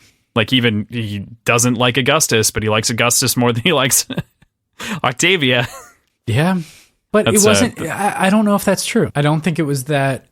Because if it was strictly about who he liked the most, he would have gone with Lorne from the jump. It was who would put him in the most advantageous position. Well, who did he have access to who's most likely to give him power, right? And so he chose to side. He could have sided with Octavia, remember. He had the choice. But when it came down to the oracles, he was given the option to abandon the Martian plan. Yeah, and I think he probably thought that going with the Martian plan, as you put it, was more advantageous. I don't know. It's hard to call. I guess this is all loose and vague, and like pointing out a specific truth isn't what I'm trying to do. I'm just trying to point to sort of the general behavior that Darrow chooses consistently. Yeah, that's true. That is another example, though, of him choosing the uphill battle. He always chooses the uphill battle. Yeah. When has he chosen the easy path? Never. Almost never. Never. With that, we go to chapter 56, Lysander, War of Dragons. This is more, I mean, we've kind of been talking about this a little bit here and there in bits and pieces, is talking about Lysander, but Lysander's betrayal of Gaia is rapid, obviously turning over Hosta, Shizuka, to Dido as evidence of her conspiracy to free Romulus. I think it's the best move. It makes the most sense for his motivations. And it's the quickest way to like actually move forward with what he wants, you know? Like rescuing Romulus, it may be the more noble thing, but there's no guarantees that he actually gets what he wants. And with this, he actually has a bargaining chip. That's true. This also fits Lysander's skill set more. Lysander is well trained, but I wouldn't say that he's strictly an excellent warrior, as obviously proven by how he has difficulty taking down Gorgo. But it also proves that he's willing to, let's see, if he were to go through with Gaia's plan, he would come across as somebody Goroth. I said Gorgo. Sorry. Anyway, I got what you meant. It's bugging me. If he were to go with Gaia's plan, he would come across as just kind of a specter almost. He is acting for Gaia and doesn't really have scruples of his own. Whereas in this scenario, he is proving that A, he'll do what he has to in order to go forward with his own plans. And B, he will put himself at risk and give himself up to the understanding of the people that he's presenting himself to, knowing that what he's doing will hopefully be favorable for his outcome going forward. I don't think there's as many positives if he were to go towards freeing Romulus and saving him. I don't think he gets out in any way there without fighting for it. I totally agree with you. Not only that, but his decision is obviously correct as the chapter ends, and they talk about Dido revealing that his choice of death and the choice of any sort of trial or anything like that isn't going to end up being hers alone, right? And that's a whole conversation that we can have at that point, but it feeds right into that idea, right?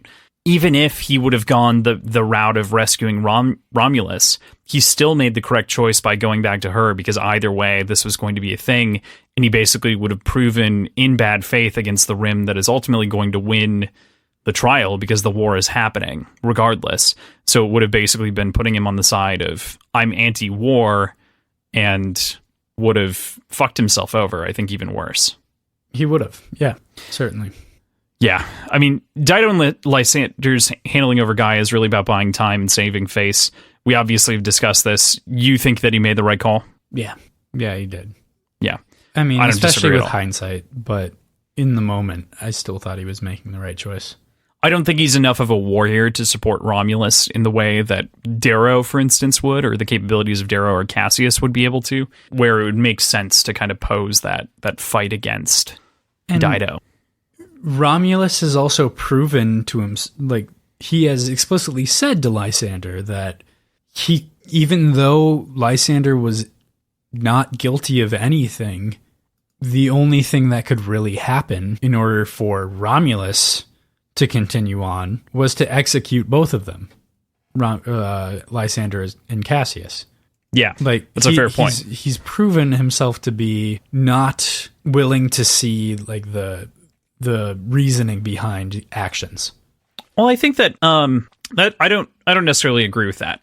He did see the reason that he was executing them was to ensure kind of the safety of the message, and that they were kind of unneeded inside of the scenario and were only like risk vectors for keeping his daughter alive, isolated on a planet. Right, but isn't that the sort of lack of nuance that would deter Lysander from like trying to make a deal with him? I think that that's incredibly nuanced as far as it goes from Romulus's perspective, because there is no scenario in which he could envision Lysander or at the time the Januses contributing in any meaningful way to anything.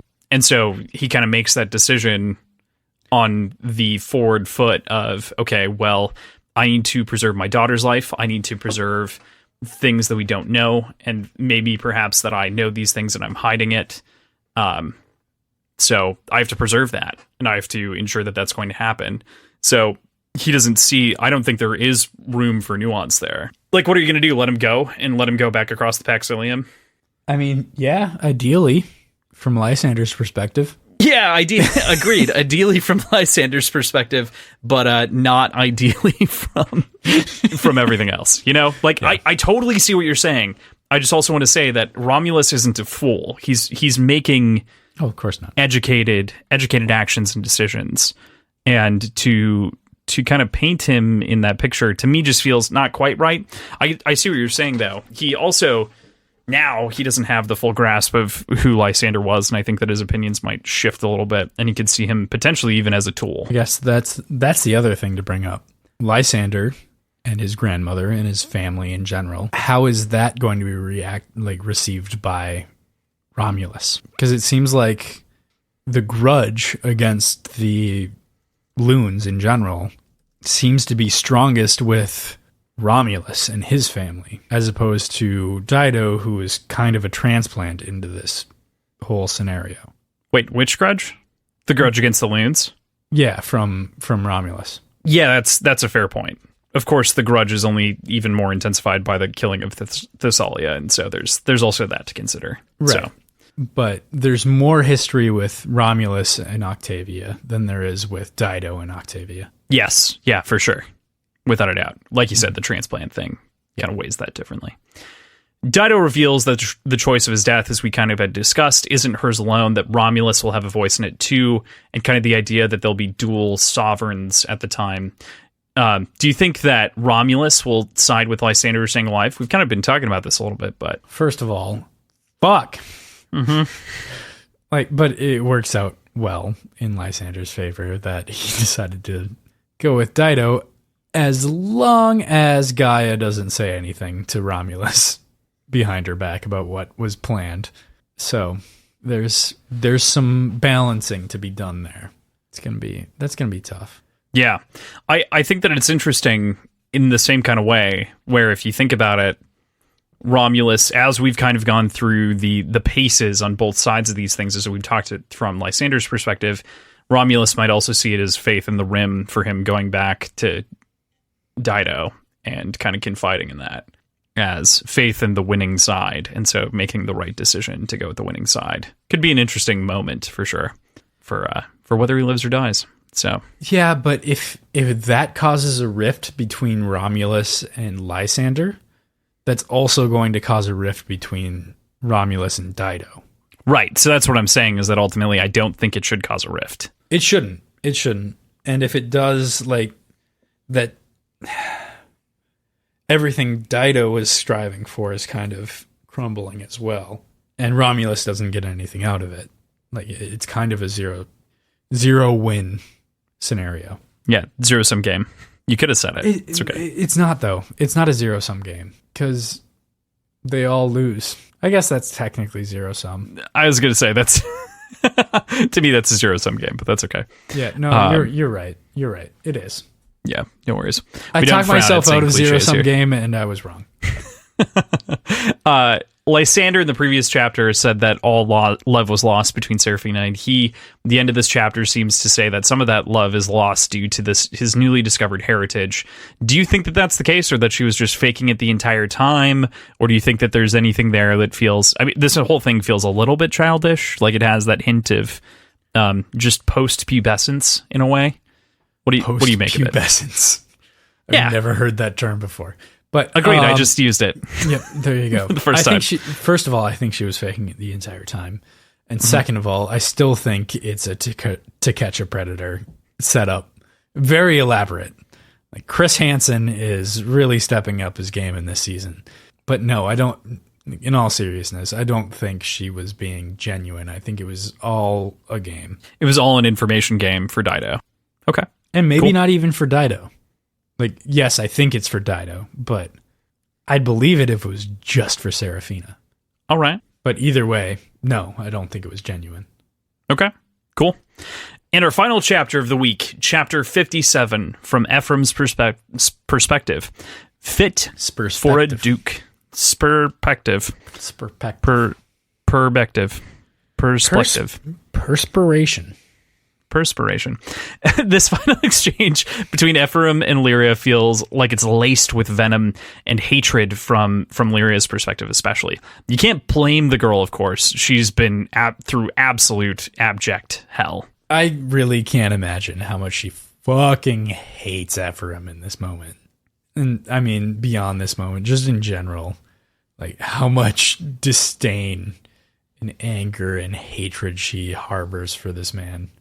It can't be easy for her to sit here in this scene. No, and it definitely wasn't in the previous scene. I mean, she knew the snake oil that she was selling, so to speak. Well, it wasn't really snake oil because it wasn't fake, but she knew what she was saying to get the reaction, to elicit it, and that comes across very clear here, especially Ephraim pointing out that it was the sugar and vinegar routine between the two of them. So exactly. As we even made mention of last week, it being a good cop, bad cop kind of routine. It's something else, and kind of their final words between each other, of course, just speak that truth. The digital hood here, I think, that Pierce Brown has decided to create is fucking genius. I think that it's an incredible way of preventing all of kind of the classical ways that you think of in heist movies of like they have the hood on, they notice that their body shifts as they're taking right turns and left turns, and so they're kind of able to generally track and they can try to count the minutes and everything like that. But giving this kind of weird VR environment instead is fascinating. Black bags, overheads, be damned. Yeah. There's just something so classic about a black bag over a head, though, you know? This is that black bag. It's just got a screen inside with wolves. But you gotta be... There's a tradition. There's a tradition you gotta follow. And this just... A valuable tradition? It spits all over the tradition of kidnapping people and forcing them to not see where they're going. Yeah, that was... Oh, man. It was... I loved it. I think that I completely passed over it last time that I'd read this book and a couple of the other times, but I just latched into it this time and was like, wow, what a fantastic way to kind of deal with that scenario. And I mean, he ends up on the other side of the fucking moon in Demon. Yeah. Which is crazy. Yeah. Like, right. How I know they're flying, and he like makes comment about them moving, but it makes me wonder if there's like a secret passage through the moon. Well, I think that they had mentioned, like Ephraim himself had even explained how he got there at a certain point, basically. He was like, oh, okay, so they went suborbital. So like they were using gravity to sling themselves around the planet better, which is the same thing that we're looking at doing now with the crazy like pinpoint flights that can get you from places in like a half hour because you just go up further. Same theory. It's just something that is still kind of foreign to us. That's fair. The ant colony, I think, inside of the room once we land in the Endymion place and we're kind of left with Gorgo and whatnot is absolutely fascinating. Do you make anything? Do you make that as a symbol? What do you think? All right. First of all, you are not unaccustomed to me talking about ant YouTube. I know. It's also why I fucking brought it up. I know. Dude, I was going to bring it up if you didn't bring it up. Dude, I fucking love it. And also, like, it's such a cool description of the ant farm or the terrarium, essentially, that they're talking about, with the little chambers of aphid farming and stuff like that, which is such a ridiculous thing that ants do, but it's so fucking cool. Are you familiar with what that is? One more time. Aphid farming? I'm pretty sure, but go ahead and explain to everyone who doesn't know. So aphids are like smaller, more simple insects, I guess. Ants, certain ant species will keep them as livestock, essentially, because they'll break down food in or garbage or whatever they bring in. Sometimes they'll break down things into edible food sources for the ants. Like these ant colonies actually have these aphids as pets that do things for the benefit of the colony. It's hilarious. It's so cool. That makes a lot of sense given a bug's life. So yeah, exactly. But more subjugative than that. That's no, genuinely, like that's kind of fascinating that even that detail is then included in A Bug's Life. Like, it just speaks to Pixar's stupid brilliance. I hate it. Okay, fair enough. No, that attention to detail is fantastic, and I totally agree with you. I loved all of the different descriptions of like the sizes of the ants, and as they moved from the aphid colony to the giant queen with the translucent eggs. Oh, dude, just watch some Ants Canada. You'll see them. But they said that the ants are the size of a pinky, which I know my pinky's bigger than most people's pinky, but then it's not that much bigger. Like, that's a big fucking ant. That's a huge ant. Like, what the fuck? Greys are mostly the size of regular people, so like that's I'm not, but another we all know good you're point, gold sized.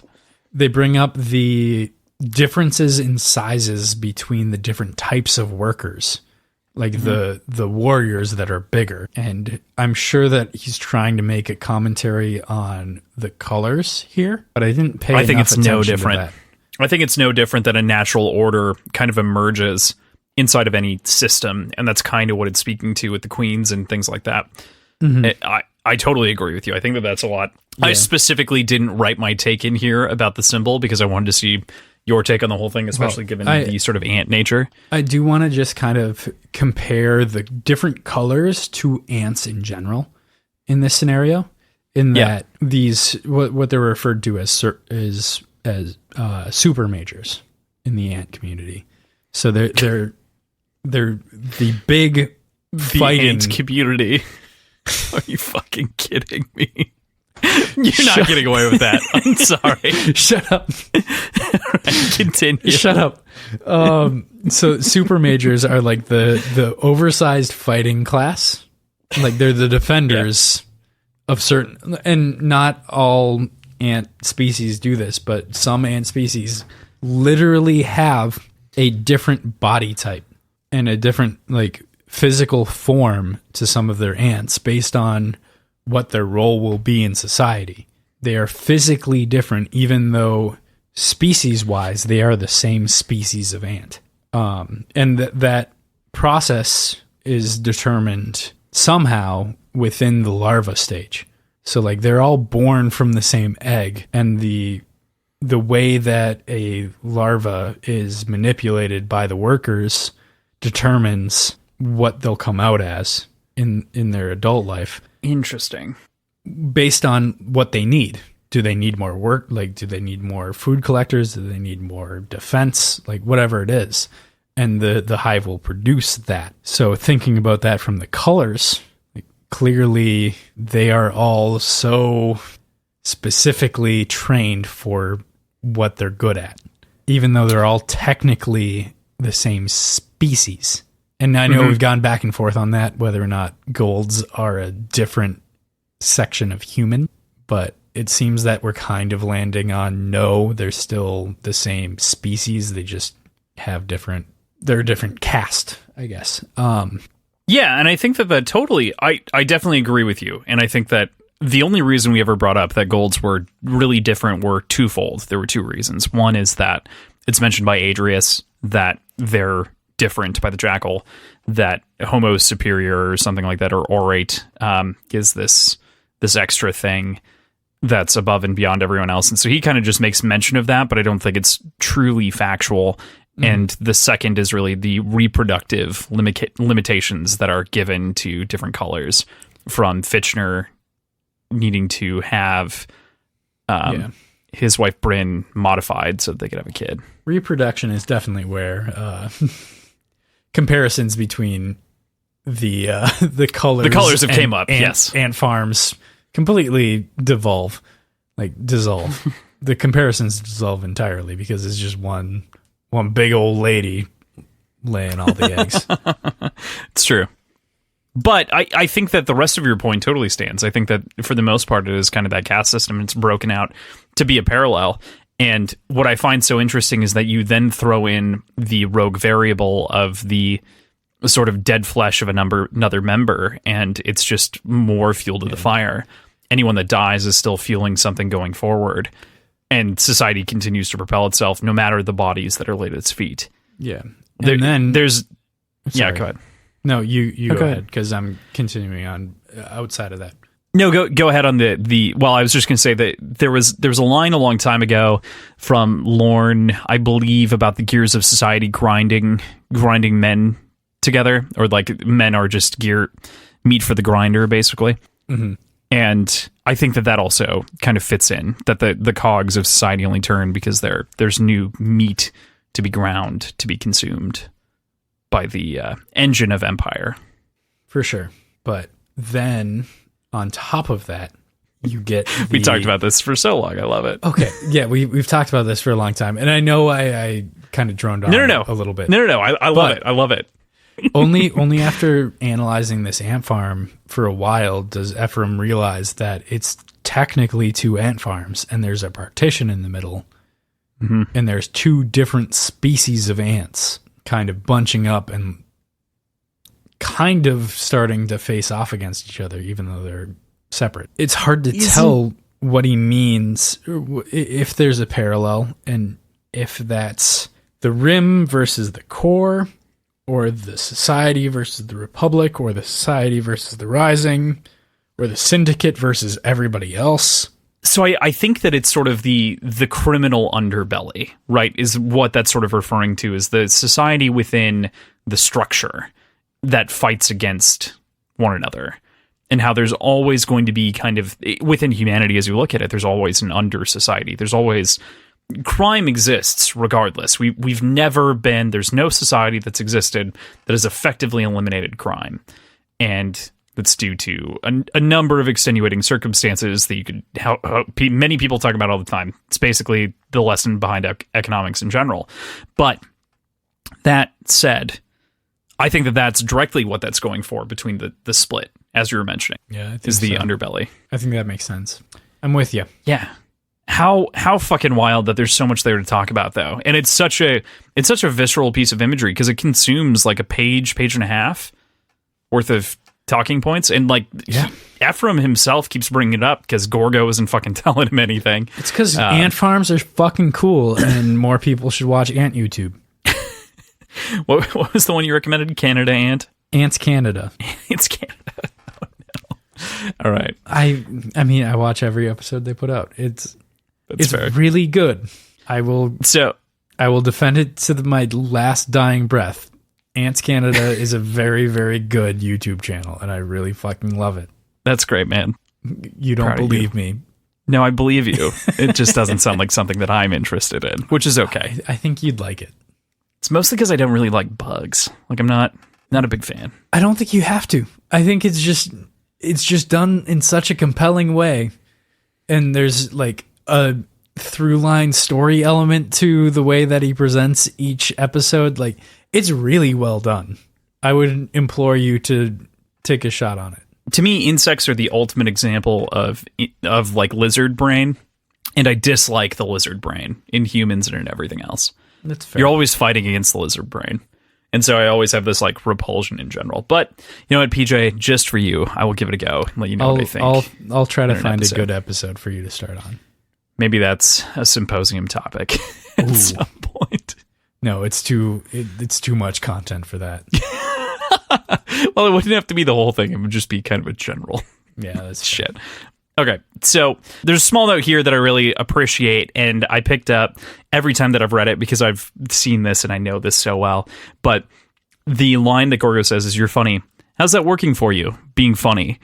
And this is a very clear reference to Fight Club's line between Tyler Durden and our unnamed narrator of, "You're clever. How's that working for you, being clever?" And it's just so great. It's so well done. And each time I read it, I'm like, fuck yeah, that's a great reference. I knew it was a reference. I recognized the quote. I couldn't remember what it was from. So I'm glad you brought that up, because I really couldn't remember, but I knew it was referencing something. Yeah. Had to bring it up. It's a fantastic little bit. So the Duke, of course, comes back and pops open the bottle that we had discussed previously, the La Dame Chenchus, something like that. What do you think of his speech about power and the fantasy of the slaves?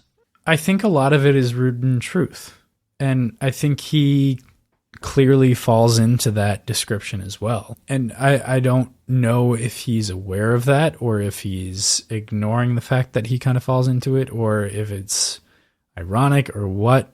But he too has desires. He too is a slave to those desires and is forever going to be looking for a way to whet that appetite, you know?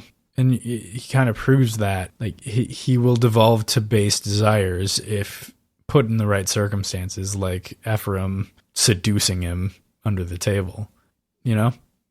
That is very true and very interesting. And I totally agree with you in terms of the sort of baser things that exist, as I had just mentioned, kind of the lizard brain that exists, which he clearly falls victim to. Very good point. The thing with me that resonates specifically about the Duke and sort of the bottle and the conversation here is that it actually mirrors a conversation that happened with the Jackal previously when his tongueless pink slave was there in the room and was being tortured in sort of the fantasy of like, will you kill me? Will you pull the trigger? No, you never will, because it's just a fantasy. You can't actually pull the trigger. Even when you have the opportunity, you can't do it. And he kind of echoes that exact sentiment here, which is so fatalistic from Pierce's perspective, saying that even once you get into the position of power, because you understand where you came from and where you are, you have an understanding that while they may feel that way, you can also manipulate that feeling and deal and handle it. Man, that to me in particular is a very brutal revelation, especially when you compare it to Adrius's speech. I think that's in Golden Sun. Maybe it's in Morning Star. I think it's in Golden Sun. I can't remember. I can't remember which one. I'm pretty sure it's Golden Sun. Pretty sure it's just pre the gifts. Yeah, that was Golden Sun, wasn't it? Yep. Think so. But yeah, I mean, to me, it speaks to a different level of the sort of, it's a very touchy subject, but there was obviously, it echoes throughout a lot of old racist commentary that exists. Mm-hmm. And I'm not educated enough to speak about it super eloquently, but I think I can summarize a little bit and give some very general thoughts and feelings on the whole subject matter, just to say that this sort of idea that the subjugated are lesser and won't rise up is such a sort of fatalistic approach and feeling, especially when you're comparing them to fellow humans. And I think that is a failing of the Duke's character to not recognize that even his own people might seize upon that desire at some point if the want for power outweighs the need to survive. Yeah. So the base like triangle of needs need to be met. They'll reach for power so that they can reach the needs. Yeah. Is that the say that again. That doesn't seem like the opposite. That seems like using one as a means of finding the other. Well, right. So if the needs of the triangle, if the needs of like house and home and food and sleep and shelter and whatever go unmet, you might reach for power so that you can get those things, because from power, you can leverage it to give you those things. Now I understand what you mean. Yeah. Yeah, for sure. Yeah, it's tough, especially considering he was one who was subjugated, and he speaks so openly and so eloquently about that. Man, what a tough character. The Duke is a tough and interesting character. Yeah, and I think him being a rose is also an important part of that, knowing what they've gone through. His whole conversation about the difference between a pink and a rose is also fascinating, where he's like, they realized that we were just like dead toys of false passion, and so they need to make us something more, is just also fucking hardcore, Pierce. Dude, you twisted him and made pinks more sympathetic. They were already very sympathetic as this low color sex slave, but Jesus, wow, ouch, the reality. So then, once Ephraim manages to turn him on and get him alone, he strikes. He breaks that pink's nose, calls Holiday to send the cavalry, and we find out that it's going to take an awfully long time for them to get there. Yeah, I know we talked about this before, but it seems crazy to be on the other side of the moon, you know? Mm-hmm. Like, that's a long way to go. But yeah. It just means he's got to hold out for a while. Right. And he can manage. He's going to manage, it appears. He's doing his best, I should say, to manage. He almost doesn't for a little bit. Yeah. Ephraim has a really tough time of things. I think that's one of the other things that I really appreciate about this book is the stakes feel much more real and much less like all of our characters are insulated the protagonist's safety bubble. That's entirely true. Yeah. So Ephraim torturing the Duke with the bone saw and taking off his hand is some gory, good fun. And then the blade that gets him through the cheek as well. It's a fucking huge oof for Ephraim. It's just, the fact that it's like in his gum and he has to dislodge the subdermal blade. Was it through his cheek or through his cheekbone? I thought it said cheekbone. He had to dislodge it through his gum or from his gums. So I know that it was at the very least in the cheek and into the gums. So I don't know if it went up through the bone or just through the cheek. 540, I think. Let's see. Through the cheekbone, along the upper right molars and sticking into the gums. Through the cheekbone. Oh, even That's worse. Fucked up. Yeah, just shattered jaw and all. Like, Jesus. Through the cheekbone into the upper molars. Like I'm feeling my face right now. That is not a thin piece of bone. EJ. I can't feel my face when I'm with you. And I love it. And I love it. Come on, you're supposed to like dance along with that. I quit.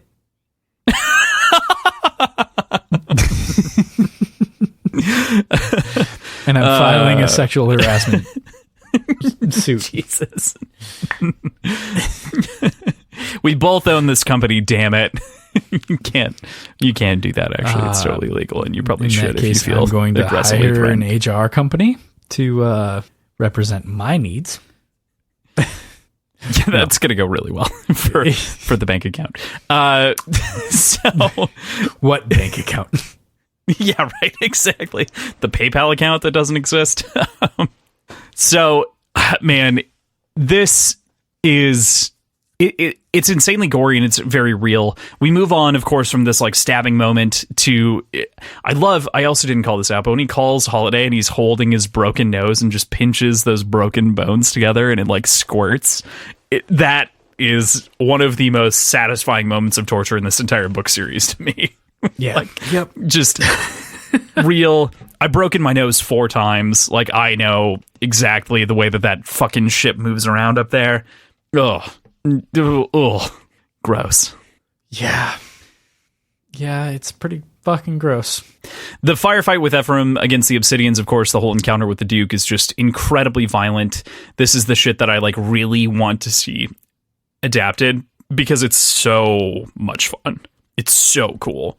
Breaking into the vault and the Obsidians and the elevator. All of this is very Ocean's 11. Yeah. Or Mission Impossible even. Something like that. Yeah. Just kind of, what's the right term to describe that sort of way of sequencing action? It's not structured necessarily, but... Spy thriller. Like, this has like a spy aspect to it. Yeah. Which makes total sense based on what's going on, the espionage within the criminal underbelly of society. That's pretty spy thrillery. And Ephraim also fits that mold, so it's fantastic. Oh, for sure. And then, of course, we go from that to stumbling into the vault where Ephraim finds the most valuable children in the world among a pile of treasures. Yeah, I was kind of astonished by what conditions they were being kept in. Like, they mentioned the cage, which, whatever, like, gotta keep them somewhere, right? But only one mattress. Like, would you not, like, within a trophy room, would you not want to keep your prizes as pristine as possible? And like the chicken bones and the fecal bucket and like everything else, obviously the vault isn't going to have like a full service bathroom. We're not expecting that. I'm also shocked that they're kept together and not apart. Right. That too. But at the same time, at this point, and me in general, we have no idea what their actual technical plan is going forward. Yeah, right. With the kids. We kind of find out that the Syndicate Queen appears to be an Obsidian from everyone's knowledge. Do you have any theories about that? Perhaps that's maybe I still a think prediction. it's Dino. What? You still think it's Dino? Yeah. Yeah, all right. And that's it for the chapters for this week. We'll move into PJ's predictions. So you've got a couple here that I think are very interesting. In Darrow's attack on the Ash Lord's base, who actually survives? I think it's going to be a very small group of survivors. I think Darrow for 1, Apollonius for 2, and I think the only other survivor is going to be Rona. She's there, right? Yeah, she's there. No, she's up on the ship, actually. Okay, then she definitely survives. She's manning one of the cannons on the Nessus. Okay, I thought she was down. Never mind. Nope. Thraxa is down. Thraxa. That's who I'm thinking of. So, Darrow, Apollonius, and Thraxa. I'll physically write it in. Yep. That's who I was thinking. You think Alexander dies as well? Yeah, I think everybody else, I think, dies. Severo too, man? Yep. Oh, man. Oh, the cold heart world that you live in is a brutal one. All right, next question. Does Lysander get out of this with his life? Yes, but I don't think he'll get out like as an innocent bystander. I think he'll need to pledge himself to fight for the Rim. That's interesting. Who is the Syndicate Queen? Dido. Dido is the Syndicate Queen. Okay, yeah. Manipulating things from the Rim all the way. She's had communication lines that have crossed the Paxilium for a long time. Mm-hmm. Digging for evidence. Okay, all right. Yep. What happens to Lyria? I think we see kind of an epilogue for her, getting reunited with Liam, settling into a more permanent job within the House Telemanus. I guess with that in mind, do you think that she is in the next book? I think she's in the next book. I don't think she's going to be a main character. Like, I think she'll exist and I think she'll show up, but I don't think she'll be a perspective going forward. She's not a POV. Yeah, that makes sense. All right. With that, next week we'll be reading from chapter 58 to the frickin' end of the book, PJ. We're here. Frickin' end. Frickin' end. Leave me alone. It didn't feel right. So, but that, I mean, the fucking there didn't feel right. But we're going to be at the end of the book. Like, we are. That's exciting. It's very exciting.